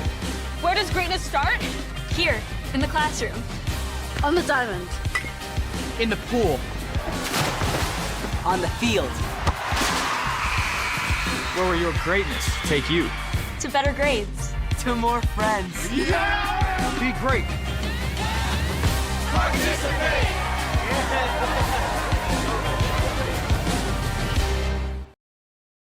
We're back here for the second half of action. Right now tied 14-14, about a minute to go. DJ Rocco, Justin Bowman. And here, I say that just because of how it looks on the screen, but obviously my name's Justin Bowman. I'm here with DJ Rocco. Rocco. But we talked about it before, and Tommy brought up a good tip. And he brought up that Rockland needs to score early. Like they need to have a good stop on defense. They need to set the tone early in the second half because we mentioned it before. This is a team that beat East Bridgewater by 33 points. You have to realize that this is a higher stake game because of the results last week. So, and like we said before, if they're able to win the rest of those league games, they have a chance at the playoffs, not only the playoffs, but the League 7 division title. Yes, division titles are always good. And these refs, there's a ref out there that has a two or three refs have the black hat with the white stripes on it. I think that's pretty sick. And the one with the white strap and the white hat with the black stripes. Is there? Yes. No, or it's probably just a white hat. I think it's just a white hat, but those could be guys just have the white black hat. and white, which is pretty sick. I'm a big hat. Oh, Taz has the black and white hat. Well, we'll head over to the field, Rocco. It's time for kickoff. So we'll see what happens here for the Bulldogs. Like we said before, they did want to receive the ball first.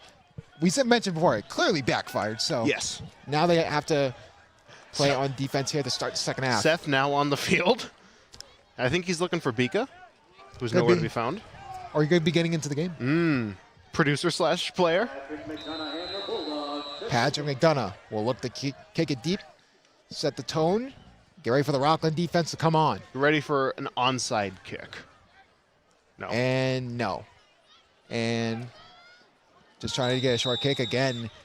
Too close to the sideline, so it'll be out of bounds. So we'll start on the 40. So 60 yards for Norwell.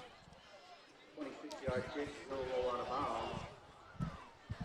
Like we mentioned before, the defense, 2 drives for Norwell, both drives touchdowns. You need a defensive stop. Yeah.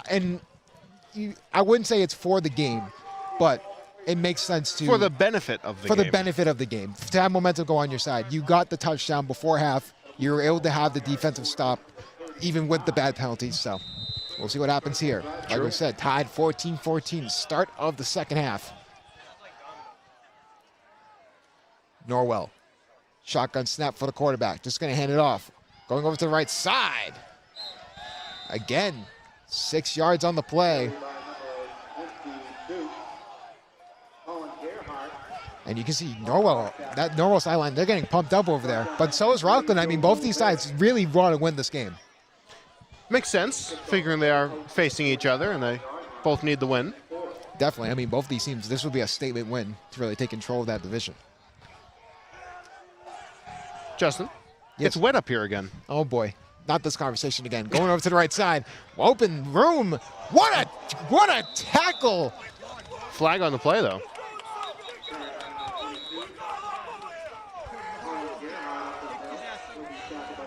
And there is a flag on the play. And it looks like it will be on Norwell. They get bailed out by a penalty yet again.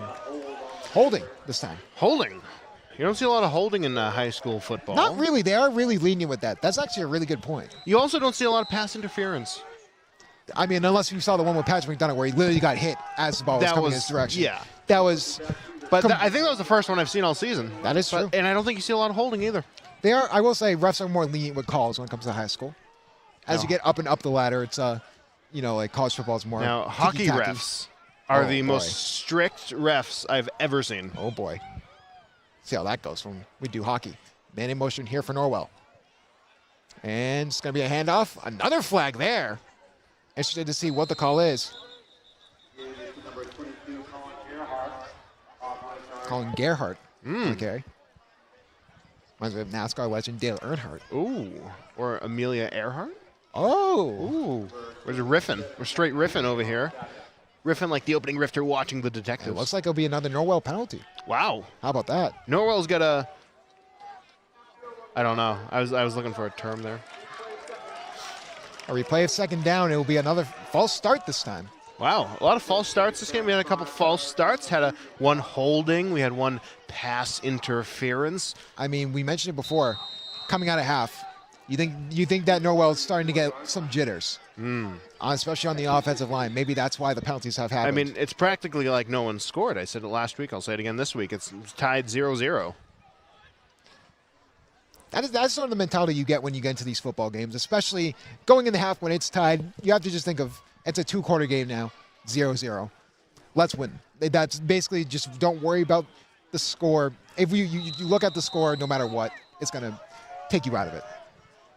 Man in motion, Norwell.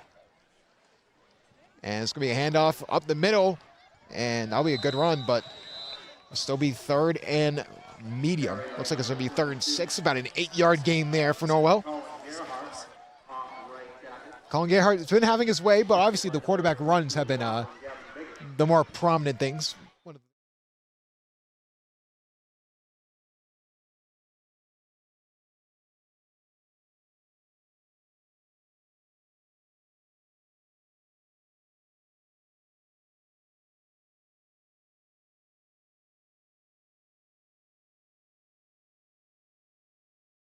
Trying to push forward, gets the first down.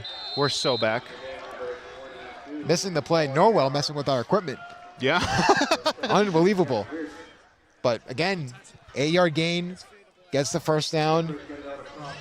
Just very, very unfortunate there. Obviously, some technical difficulties, so we apologize about that. But we are back. Yeah, we're so back. Another commercial break. Why not? Yeah.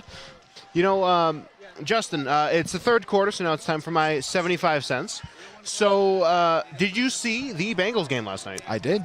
That was an incredibly clutch kick. Yes. That was very impressive. And quarterback run there. It'll be about for 3 or 4 yards, so it'll be second down. Yes, I did see that. Obviously, the quarterback battle of the century. Yes. 40-year-old Aaron Rodgers, 41-year-old Joe Flacco. How Joe Flacco's still in the league is a testament to Father Time. It's impressive. Tell Father Father Time to kick rocks. Very good game by both teams. And yeah, there's nothing bad you can say about it. I mean, Yeah. a great kick at the end. Back and forth in the end, too. It was Yes. kind of like the game last week for Rockland. Except not as long. Not as long, yeah. Because it didn't go into overtime. Yes. But here comes Norwell. Second down. Looking to get on the board first here in the second half. Norwell is going to fake the handoff. It's going to be another QB keep. And trying to push forward. Looks like it'll be third down and 1. Basically third and inches here for Norwell. That's good. That's good. You know, Justin, for a hockey season, we got to get you some ties. Yes. We got to get the ties. I'm not a big tie guy. You gotta get on the ties, man. I might have to get on the You tie gotta game. get on the ties. Go to Savers. That's where I get all my ties from, Savers. I go there, right? And I flip through the tie racks, and I found this one there. This one retailed for like $30 at Walmart. Oh my goodness. This is probably my most expensive tie. You can say you are savers some money. But here we go. Big third down stop here if Rockland can get it. Norwell will just hand it off. Up the middle, Norwell will get the first down. 2-yard gain there, just enough. Wait. Looked away for a second, but they said it was a fumble. Rockland saying they got the ball out, but the refs are saying he's down. They will, so it will be first down. Rockland, you look away for 1 second, you miss a lot, my friend, because thought that was a fumble because Campanelli, out of all people, had the ball, but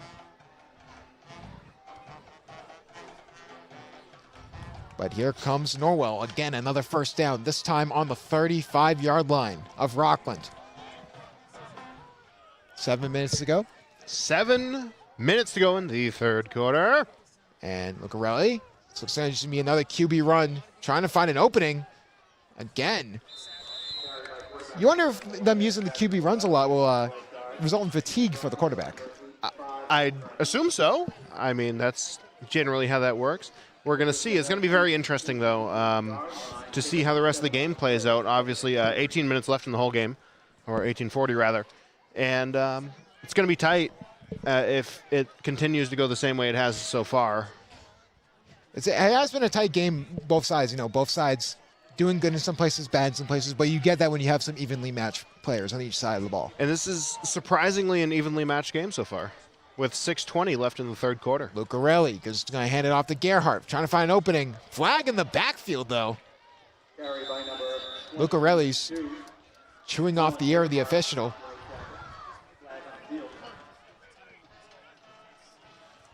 And, the Norwell coach is irate. Another holding call. Wow. 2 holding calls in the span of like 4 minutes. The holding calls are really the thing preventing Norwell from taking control of this game because they've had good runs, but just hold after hold. Yeah. Unbelievable stuff. Unbelievable. Obviously, like we mentioned, unfortunately, good news, bad news. Bad news is this might be the last game. Good news, this could be a home playoff game in the works if Rockland can keep this momentum up into their other games. Yes, and yes. And more good news. Hockey on the horizon. Hockey in December, that's great. Oh, it's just perfect time. Yeah, I mean, I'm a big winter guy. Big winter guy, yeah? Big winter guy. I like a good late fall. That is fair. Late fall. Like winter, around now? nice. Yeah, a little more down the line. And looks like it's just going to hand it off to Gerhardt. This time, no one there. Another flag, though. That was an impressive flag throw. Get that dude on the field. Are you kidding me? I feel like it's on the Rockland side. Interested to see what he saw from the Rockland side of the field.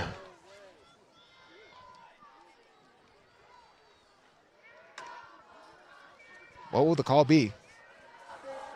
Another face mask for Rockland.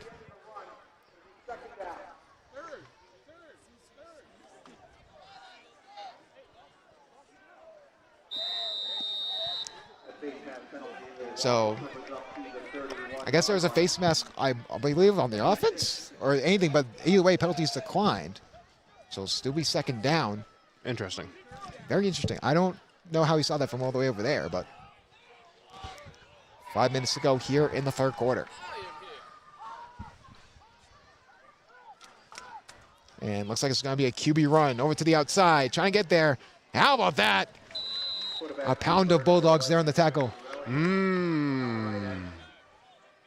A kilogram. So third down. So big stop here for Rockland if they can get it. Big stop.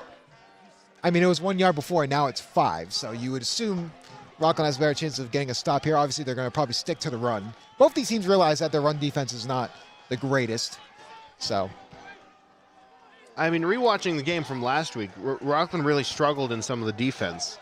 Offense is really good, but defense could definitely use some work. and this would be a handoff here up the middle, and that will be a first down. Still churning, Gerhardt, and he's still on his feet all the way down to the 10-yard line. What an impressive run by Gerhardt. This paper is moist. So that will be first and goal here for the Norwell Clippers. We're running into technical difficulties. My apologies. But what would a Rockland game be without technical difficulties? Let's be honest. Yeah, it's true. Shout out to Seth. Yeah, that would be nice. No, we're fine. Oh, we're fine? Okay. Yeah, we'll take the tape. I'll just tape my mouth shut and everyone would be happier. I think we could have used more tape. We could have. That's the main thing. Could have. But we're fine here. I got tape. Thank you. Sticky tape. How about that? But here we go. It's going to be, I believe, a timeout for Norwell. Delay of game. Wow. On A lot Norwell. of penalties this game, especially on Norwell. I don't know what the problem was for Norwell there. They tried to delay the game. How dare they? I know. What's their problem? Well, that's usually a time management thing. So coaching staff, you can definitely see they're getting a little frustrated. So now it's first and 15. But first and goal from the 15. So we'll see what happens here. Obviously, 2 men out wide. Probably looking for another run than Gerhardt. He has been pretty good on the ground here for Norwell. And they'll actually go for the pass. Flag on the play. So they just throw it out of bounds. And looks like it's going to be another penalty on Norwell. Wow. See that flag get thrown way in the air. Looked like a firework for a second. There's one ref out there that's absolutely hucking those things. Call him Huckleberry Finn. Have you ever had the boysenberry maple syrup at IHOP? Yes, Rocco, I have. What was it? You answered. Oh, yeah. Same voice and everything. But actually, so what happened was a legal shift by the offense. That penalty was declined. Then One night in jail. Oh. Then there was holding. So now it is first and goal from the 25-yard line. I mean, Norwell is just shooting themselves in the foot here. What will they do here? You have to assume that probably passing is going to be in the repertoire now. Yeah. And looks like they'll just go for the QB power, trying to go to the outside. Pushing forward, has the blockers, but does fall down. Gets all the way back to the 11-yard line, though. Pretty good run. Pretty good run. Pretty good run. Got all the way back to second and about second about 13.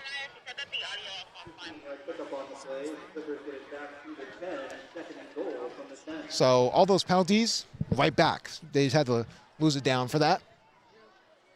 Obviously, you gotta assume that they're probably gonna focus on the run more because it's been happening every single time. They just haven't been able to. That outside run has not been helping out Rockland because they have not been able to get to that outside and force them inside. What are your thoughts on Parrots? So I see a run there up the middle, You like still good Parrots, running. Gets all the way down to the 2-yard line. What type of cage would you put the parrot in? Like one of the rounded ones with the gold ones? When we talk about parrots, Parrots, yeah. What? Your house? Just let them roam? Free roam parrot? free roam. I mean, well, I think parrots are more commonly in South America, right? Parrot? Parrots. You can have parrots wherever you want. Well, I know. I think that's where their home is, though. Their native land. I'm not a big parrot fact knower. You know who would know? I feel like Tommy would know a thing or two about parrots. Definitely. So here we go. You almost got one? 3rd and goal. Looks like it'll just be a QB keep running up the middle. Scores. Touchdown, Norwell. So Seth just said he almost got a parrot for his podcast. And then he said he's also going to try to get a wooden peg leg and an eye patch as well. How about that? Who lives in a pineapple under the sea? Seth Rzuski. Put that on your TikTok reel. There you go. So they'll go for the PAT. We'll try and go for the block. And that is good. Barely inside that left post. But Norwell takes a 21-14 lead. This kicker's got a leg on him. I wouldn't be surprised if they go for a field goal late in this game. Yes, field goal is it would be probably a good thing to get it a little boost, if you will. Is that how you boost? That's how you boost. Boost. That is true. But anyways, I mean, we mentioned it before. Rockland has just been terrorized on the run. I mean, it's been a rough day. For lack of a better word, a rough day for the Bulldogs. But I mean, throughout the entire season, you know. But we'll see if they can come back. I mean, like I said before, this is a team that can score 7 points in 7 seconds. 7 seconds. Like Kevin seconds? Yes. Wow. How about that? Shout out to Lenny Lashley as well. And looks like everybody just a kick. Let's go for the fair catch. So they'll start around the 36-yard line of Rockland. There we go. Yes, 155, 21-14, Clippers. I mean, honestly, Clippers, what a drive by them. They Do you use nail clippers or a toe knife? What is a toe knife? Seth uses a toe knife. A toe knife. I've never once heard of a toe knife, and I'm going to have to look that up. I will. I'll text you. Hatch. I'll text you the toe knife. We'll just hand it off to Marvelous Pleasant. Looking for room. Still going and driving. We'll get about 3 yards, so it'll be 2nd and 7. 7 seconds. Look at that. I know. Word association over here. 2nd and 7 seconds. Yeah. How about that? So you have to assume, if I'm Rockland here, I wouldn't be afraid of throwing the ball. No, they're good at throwing the ball. They're good at catching. Yeah. The defense has shown a lapse of coverage when it comes to them defending the pass, too. Hatch. We'll just hand it off to Marvelous Pleasant yet again. This time gets a good room all the way, and that'll be a 1st down. Wow. A good run there for Marvelous Pleasant. Like we said before, I mean, what a 2-game stretch for Marvelous Pleasant. Yeah. 8 touchdowns in 2 games. Now, if he can get 12 touchdowns. This game would be a blowout, first of all, because it would be insane. They actually tried to give Marvelous Pleasant a touchdown, but hey, Hatch sort of overthrew him in the end zone. But don't worry, Patrick McDonough had his back, so. Hatch, shotgun. McDonough in motion.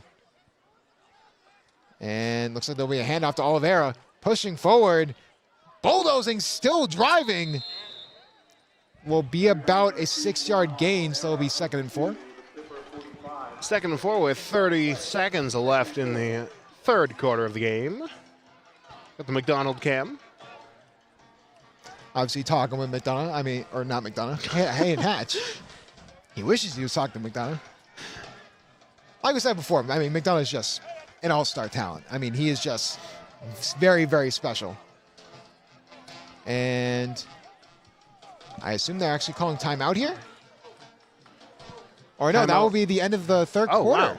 How about that? I was going to say timeout. That's what Tommy goes in when he's not doing the stat show. How about that? But end of the third quarter, so obviously they're going to rethink this. Obviously, got second and 4.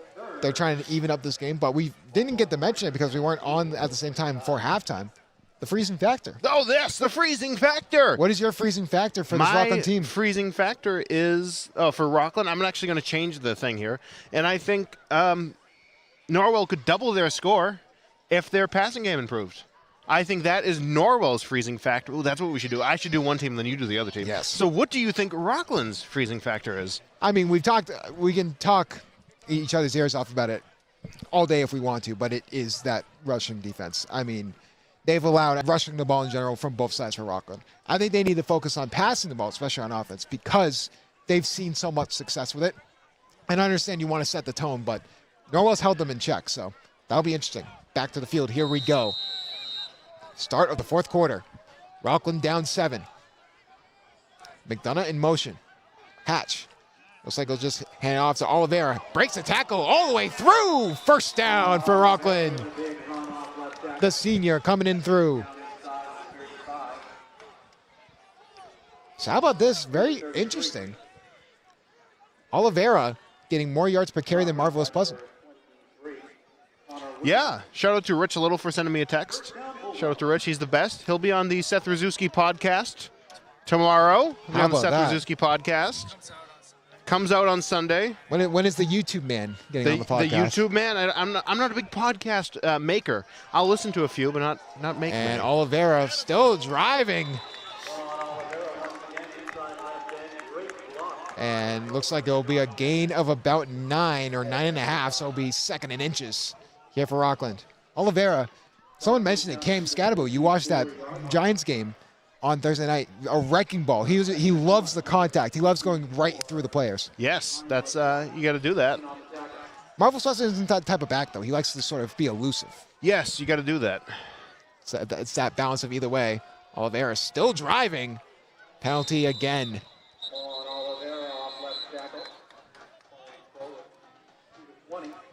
And he'll be holding on the offense.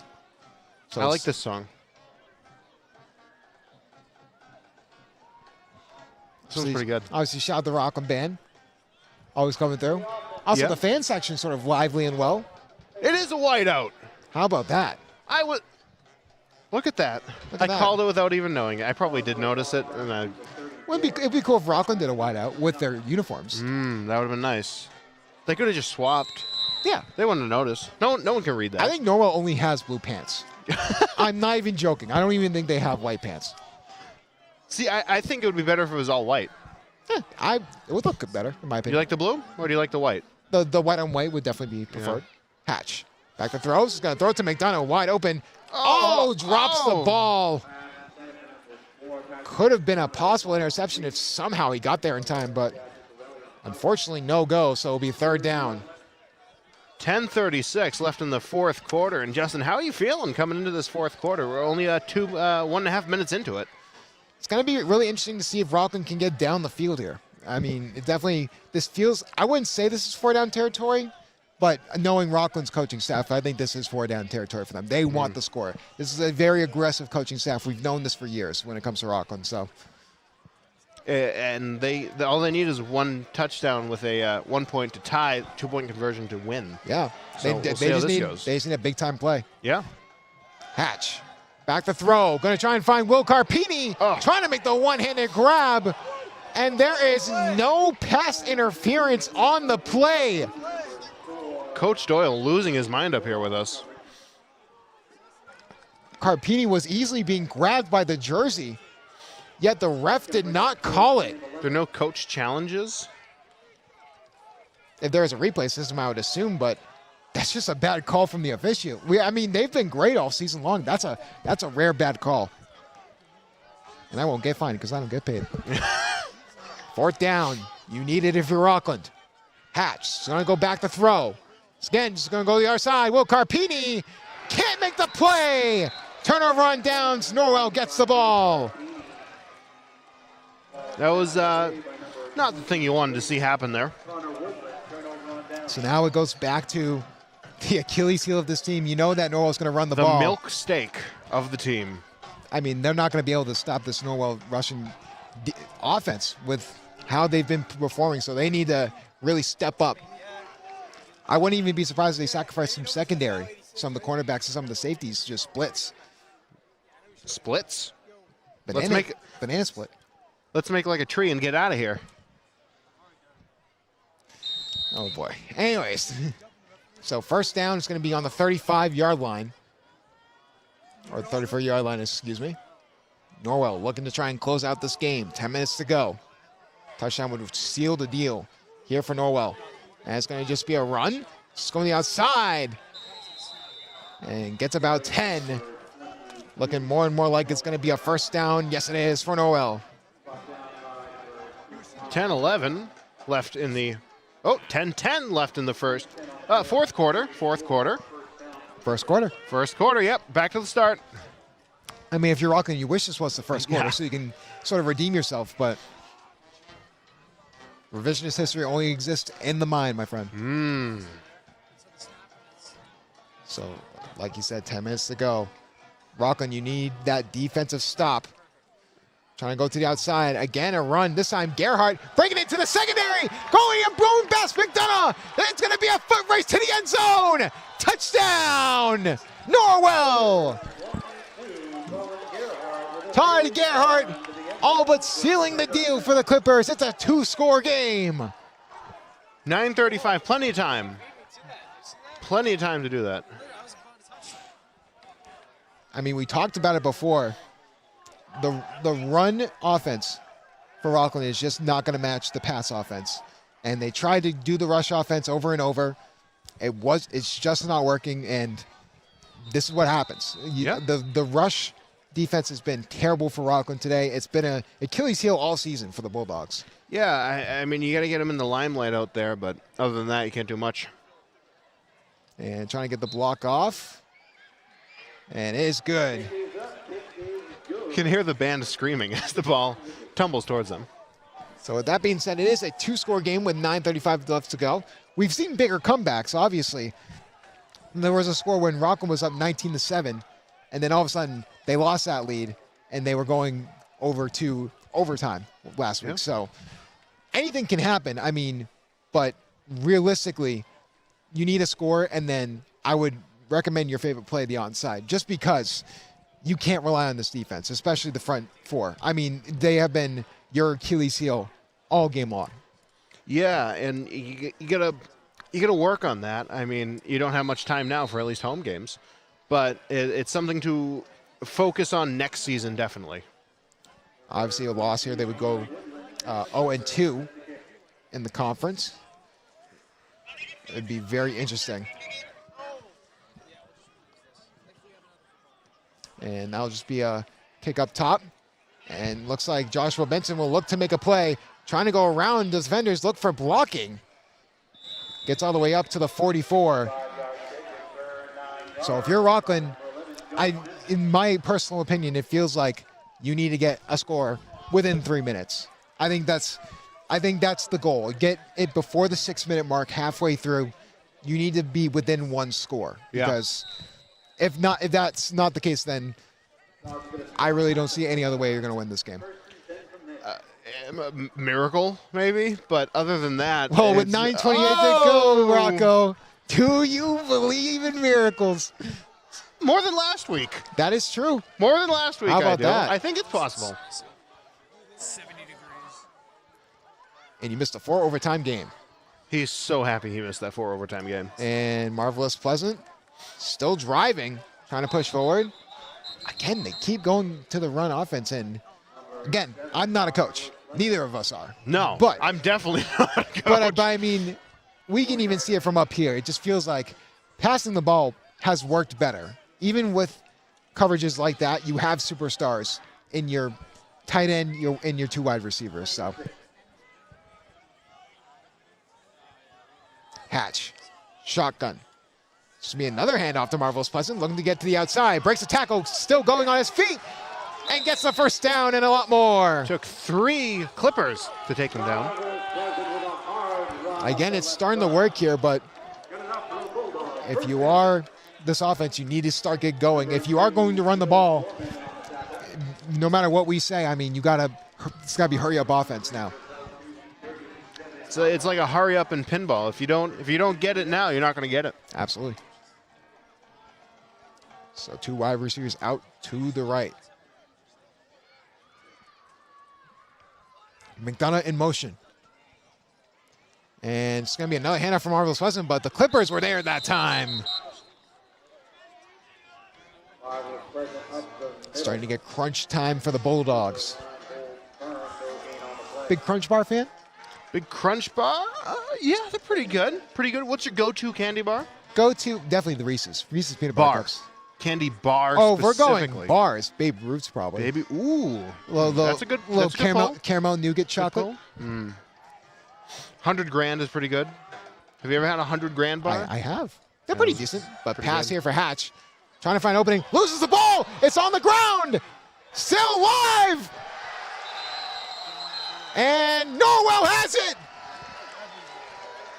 The fumble by Hayden Hatch ruins any momentum for the Bulldogs. Norwell will retain possession on the 50. Justin, you remember my answer to your question a couple minutes ago? Do you believe in miracles? I said, more than last week. I'd like to change my answer. That's what we call revisionist history. Aha.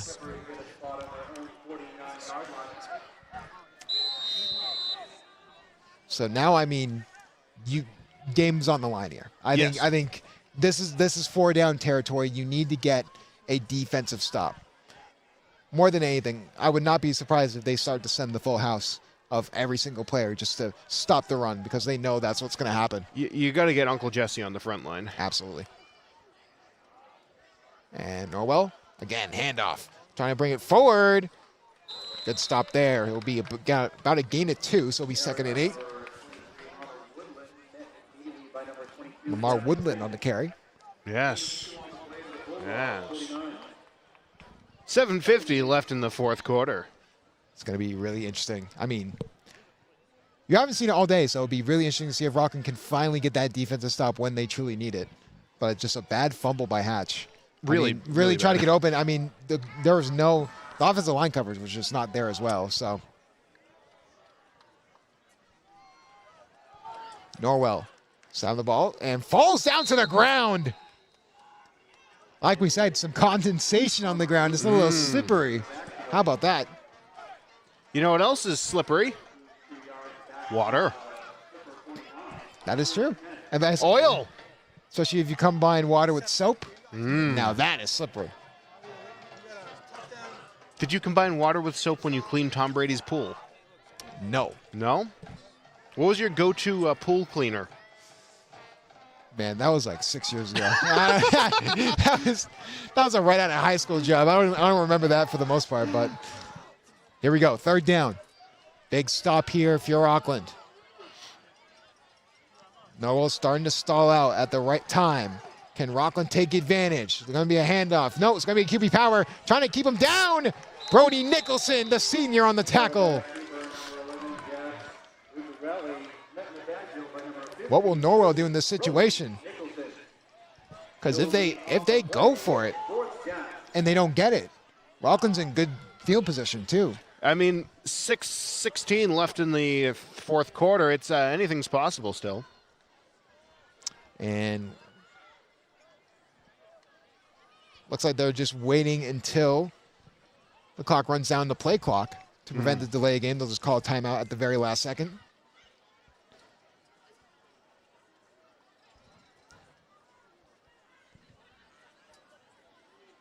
This is fun. And timeout. So 5:51 to go. Again, big 4th down stop. Oh, you know what's happening on the Rockland side right now? We're about to witness a LaCory birth. One more time for this season. Oh, boy. So actually, let's get the camera on us for 1 second as we talk over here. DJ Rocco, where can they find you?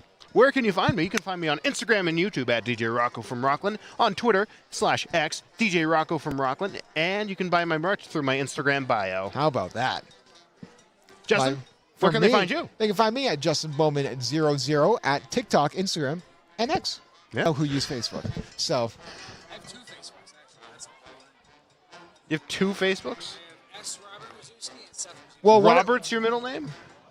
Robert's your middle name? I did not know that. Oh, Yeah. that's what the SRR is. Well, yeah, that's what I call him Bob. Bob Rzuski? Bob back in the day. Oh, Billy Bob. Backlund? Billy Bob Seth. But remember, 4th down, huge stop. Debatably game on the line. I don't think there's any debate here. I think game is on the line. They will go for it. And they'll catch him offside.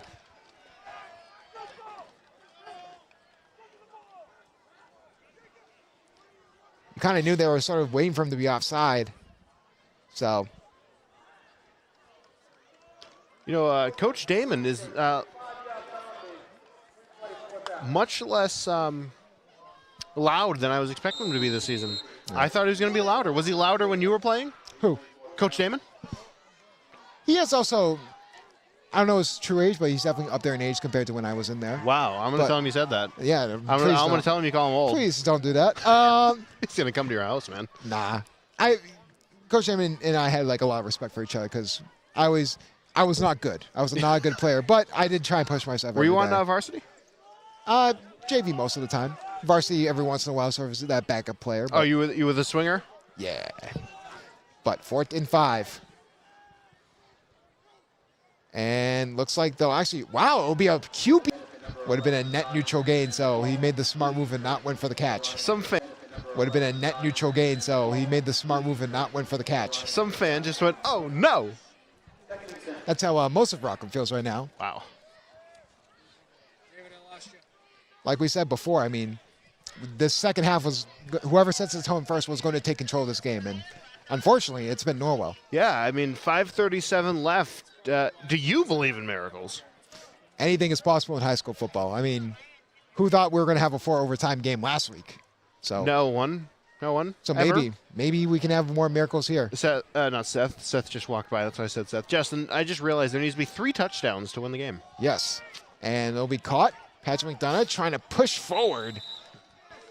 Does get about 6. So it'll be 3rd and 4.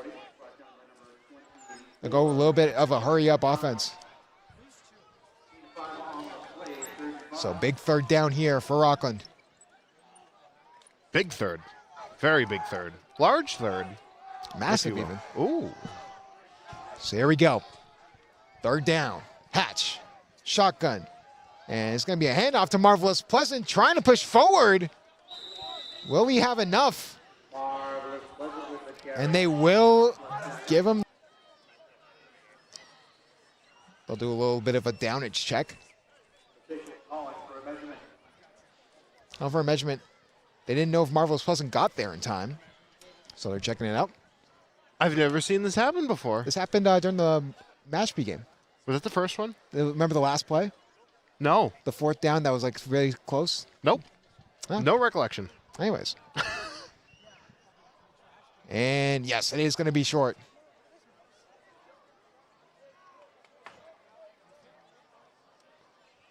So we'll be 4th down in inches.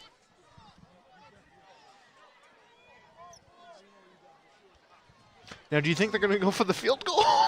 Yes. What is this, a 75-yard field goal? 70?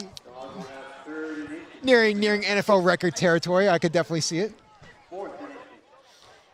I wonder what the longest high school field goal is. That'd be an interesting question. But anyways, it's looking more and more like that is curtains for Rockland today. We've seen 1 win so far this season? Yes. Wow. Impressive. And I mean, but again, this is a young team. Obviously, True. there's some positive some positive aspects that they're going to lose. Hayden Hatch is one of them, but you hoping that Dustin Air can take the throne in that case. It'll be certainly interesting to see next season. They'll just run the ball, going out the middle, getting into the secondary, still pushing. Oh, ball's on the ground. Ball's on the ground. Rockland is saying they have it. Looking through the pile. It's Rockland ball! Unbelievable. Just when we thought the game is over, they have a second, not even second, a third chance. Yeah. Unbelievable. We're going to see how this goes. Hopefully well.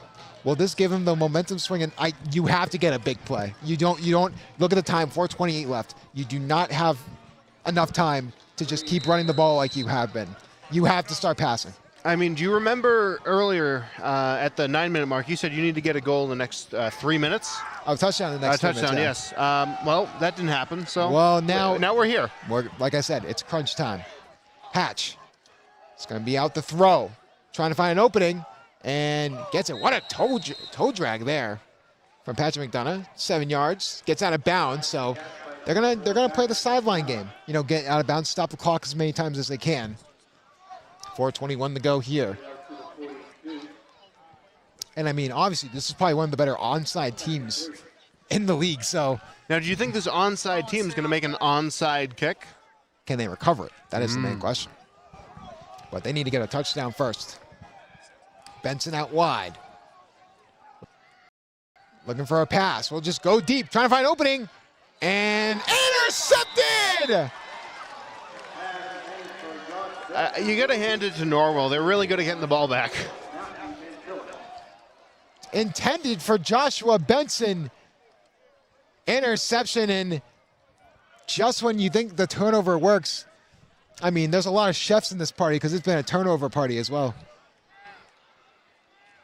I mean,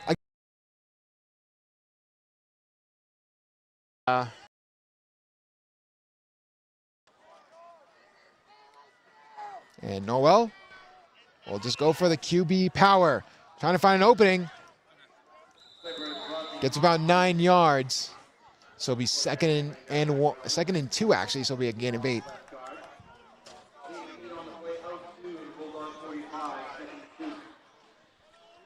.353 left in the game. And counting. Yes. Obviously, they're taking their time because Norwell looks like they have this game locked up. A valiant effort from the Bulldogs, but they just didn't come alive in that second half. So, I mean, with 3:40 left, I hope they get a playoff game. That would be cool. But I think we had a pretty successful season on the commentary side. Yeah, there's still a few games to play. Obviously, Abington's still a big game, I would assume, on the schedule as well. So, what a throw there from the referee. Looks like it'll be not false start, but it looks like it will be 5-yard penalty replay. But still some games to look out for. We'll take a look here because the schedule could be really the league games for Rockland are definitely backloaded. So again, really excited for hockey as well. Should be a lot of fun. I know I won't be able to make the December 20th game if we do end up covering that. Yeah. After that, it's Abington, Middleborough, and then Blackstone and Millville. Probably a non-conference game. So, I mean, if they win those other 2 games, doable. It's winnable. It's doable. It's still doable, even if they did all of a sudden lose to Norwell. And whoa, juking out! Oh my goodness! What a move! First down, Norwell. What a maneuver!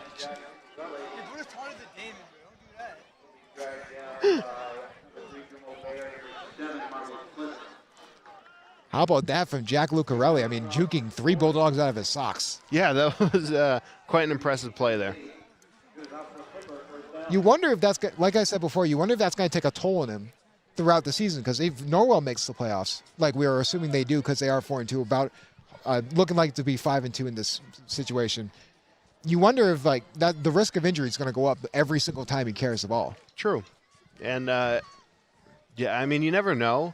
They do get a week off in between, so you do regain some of that. Some stamina. Some stamina, if you will.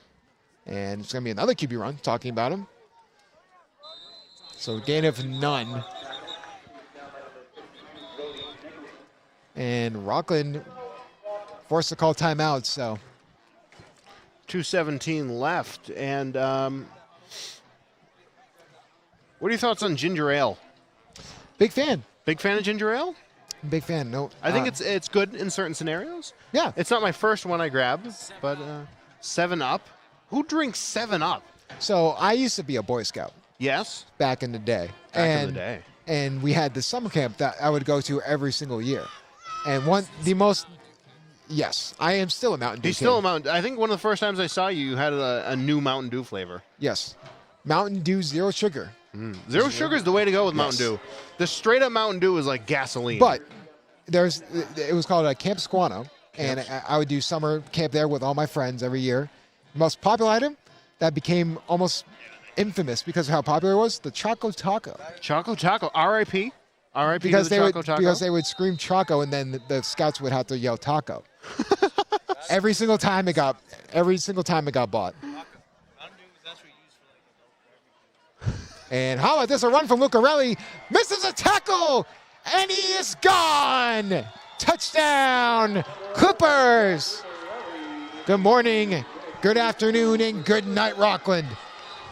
It's not looking too good. You got a 20-point lead by the Clippers. About to be 21. Up. You never know. Maybe. It has happened in football history. A blocked PAT can be returned for 2 points. By the defense, which would be a 100-yard return. That would seems like a waste of 2 points. It feels like it should be more in that case. Yeah.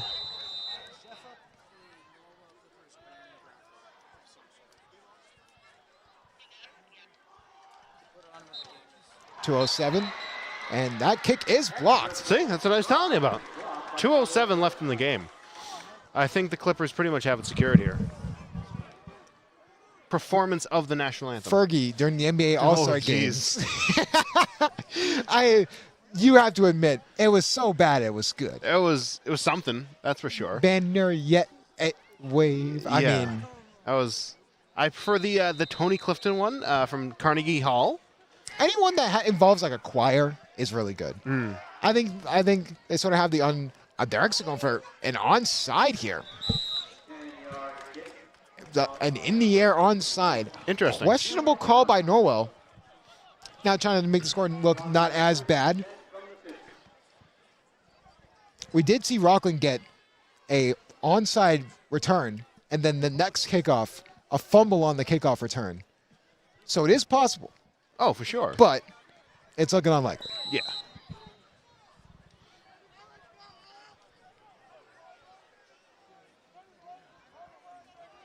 Trying to get back into this game, looking unlikely, but see if they can muster up a score to make it not look as bad.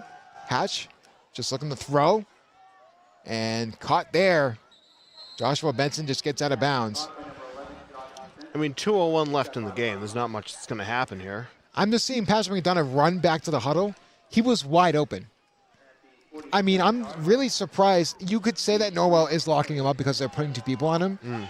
He just still finds a way to get open. I'm very, very surprised this game they aren't using him as much, because when they use him, they've scored touchdowns. Yeah.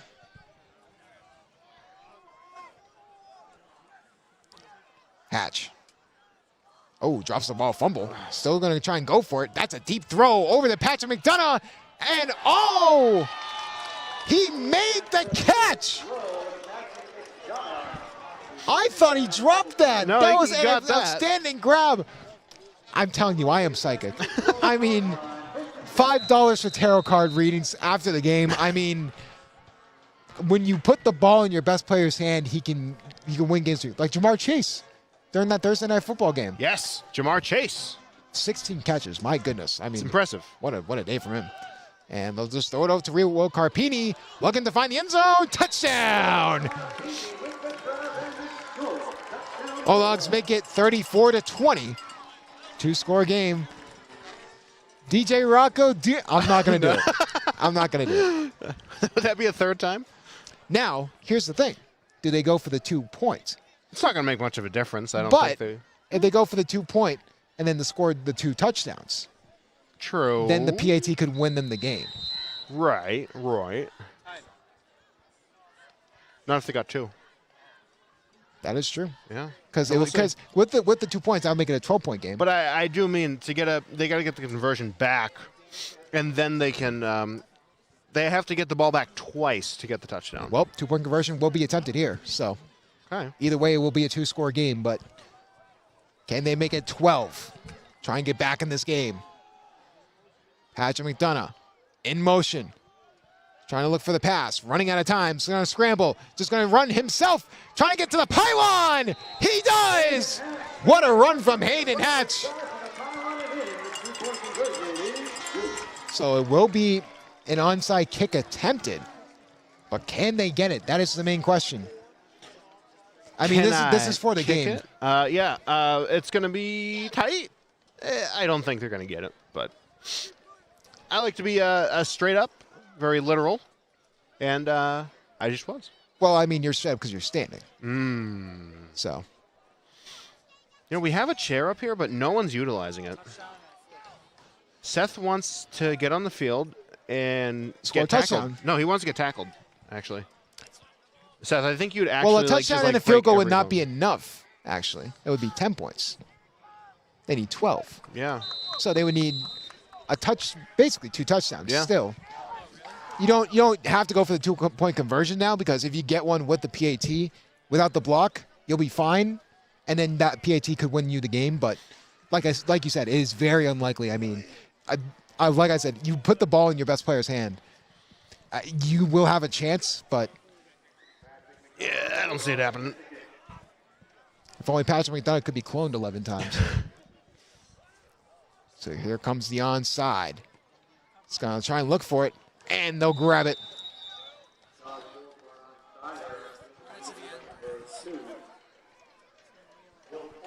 Do you think Norwell's going to get another touchdown here? I mean, Do really, you think they're going to kneel it out? it looks like Rockland's not going to have enough timeouts to do anything with it, so would not be surprised. Again, even if they run the ball, I mean, again, if you got the stop, it would be a 1-score game, and it would be way less likely, but you let that quarterback get that touchdown run. It'd be interesting to see what they do here, because Rockland still has 2 timeouts.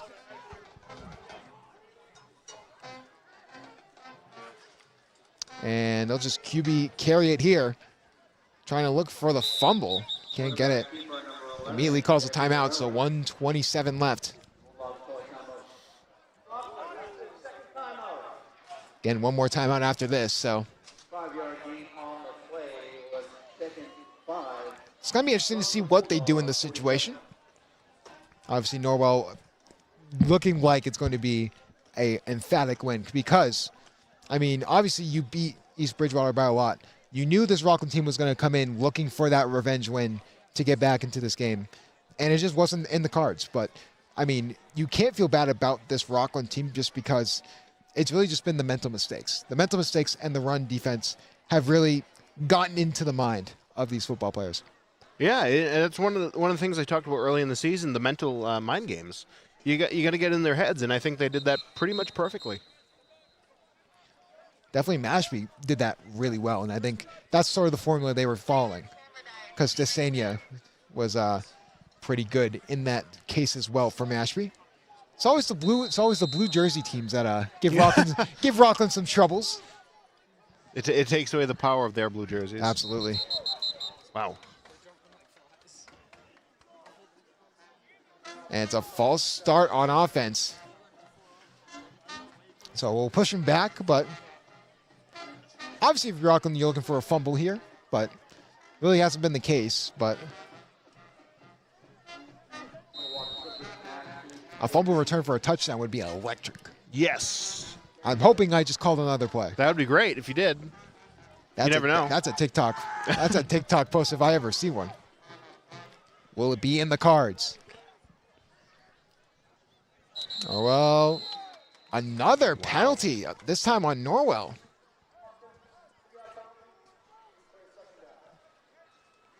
Norwell trying to give this game away, but like I said, looking more and more likely that Norwell will win this game.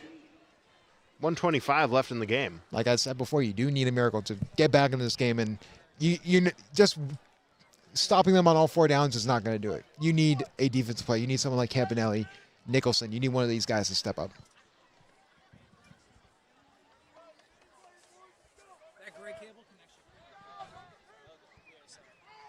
And here we go, Norwell. Now 2nd and 15. We'll just go for the quarterback run. Try and get the ball out, but Coach LaCroix will use his last timeout. So make it 3rd down and 12. With 1:21 left in the game. Interesting to see what they go for here. If they're smart, they'll probably just go for the run and just end the game, but look more like Norwell will easily win this game, even though I will say the penalties have been on Norwell's favor because it has been a nightmare for them on penalties. And I mean, going into further of the season, if Norwell wants any chance in the playoffs, Rockland is shooting themselves in the foot. And if Rockland is truly at their true potential for all 4 quarters, like we've said, I feel like they can easily win this game because Norwell, again, penalties upon penalties upon penalties, not only for this game, but for future games as well, that's going to hurt your team. Yeah, and that's something that goes with any sports. You can't be getting penalties left and right. It's just only going to damage the game. So 3rd down. What is the call here for Norwell? 1:21 to go. And we'll just take it himself. Trying to push forward. Play action quarterback keeper on the left. Jack Lucarelli, a good game today. Yeah. Yeah. That'll bring up 4th down. So we'll let the clock run down. It'll probably go down to about, I want to say 30 seconds.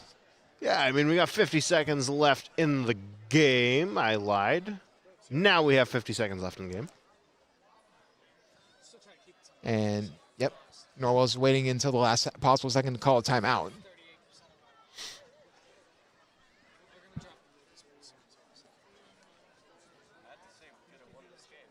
Yeah.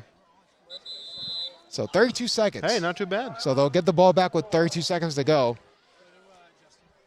So it'll be really interesting here. Like I said before, it's been a fun season. No matter what, obviously 1-3 at home is not the greatest record. Obviously they had those 2 wins early on going away, but it has been a joy being on this commentary team with you. But yeah, I'm hoping to see that maybe we can get, a home playoff game. Because that would be pretty cool. Like we said before, Rockland still can go on a little bit of a run here. I mean, Abington has been kind of shaky at times, and so has Middleborough. And those are 2 winnable games that they have been better on the road. Just in general, they have been. They're undefeated on the road right now. If they can stay undefeated, they can easily get into the playoffs. Not a home playoff game, but easily a playoff game nonetheless. Yeah, and I hope it does happen. But yeah, it's been an honor commentating with you again. And hockey should be fun. We're right back at it, baby. Yeah. On some December hockey, starting December 6th, I believe. Is it? I could be wrong. I don't know. Not great with my dates, so. And they're actually going to pass the ball over the middle, and it's caught. Norwell. Nice. All the way down to the 10-yard line. A great hit on the knees there. 24 seconds left.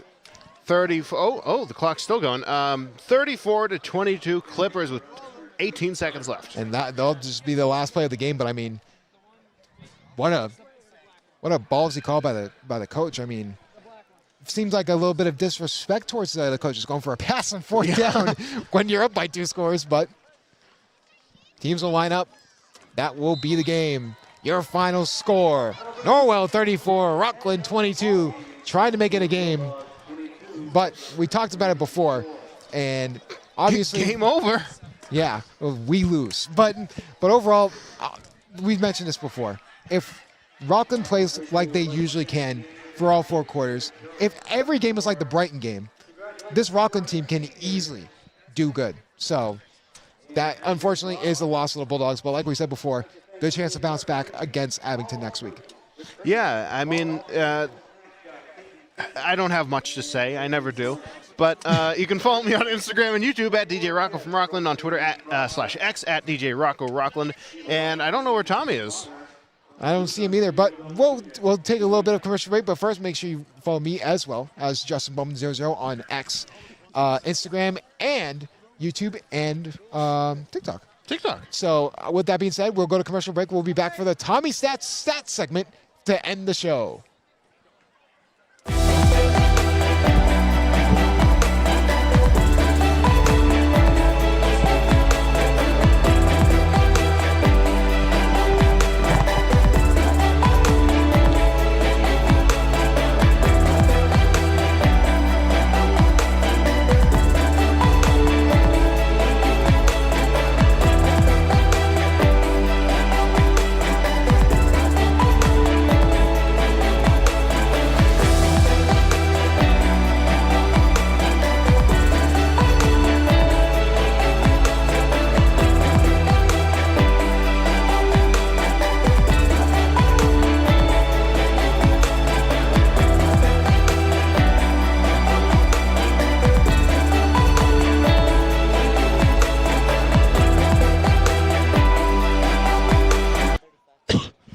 Back to the post-game report here. I am just here alongside Tommy.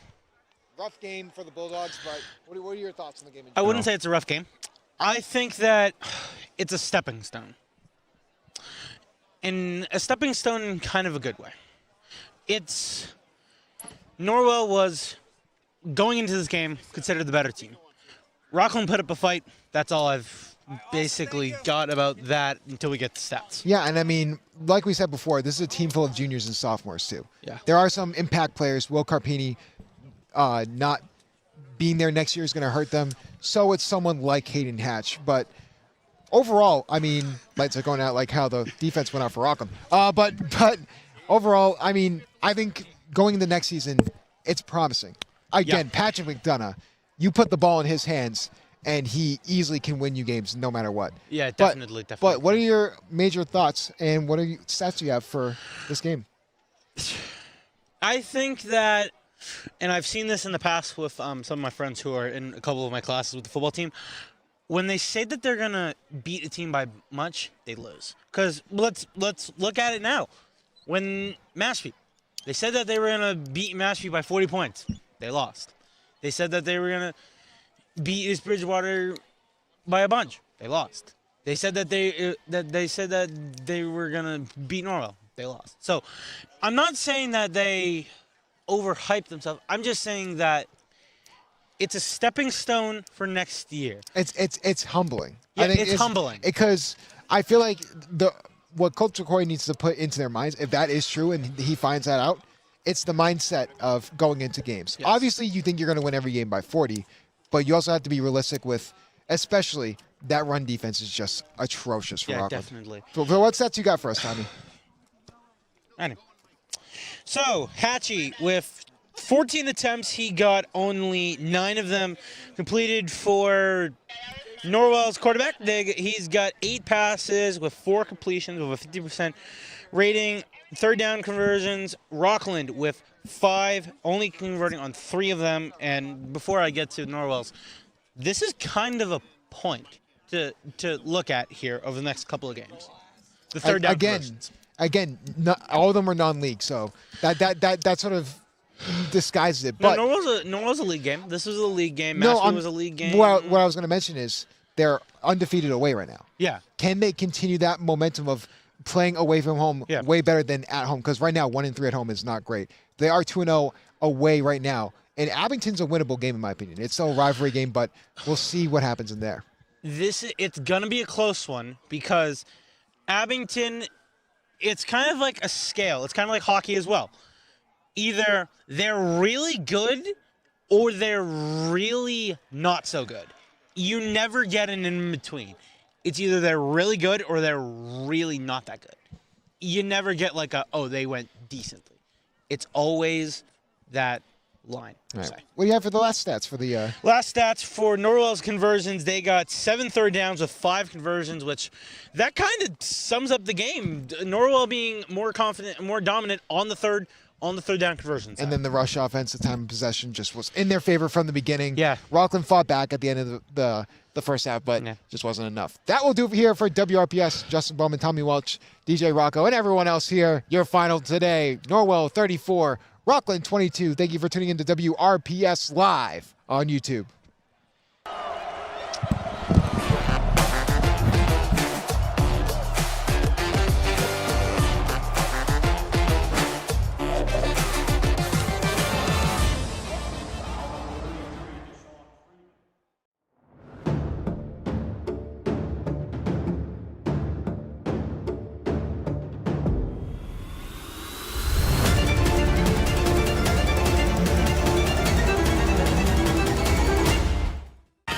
What rhymes with great? Participate. Where does greatness start? Here, in the classroom. On the diamond. In the pool. On the field. Where will your greatness take you? To better grades. To more friends. Be great. Participate.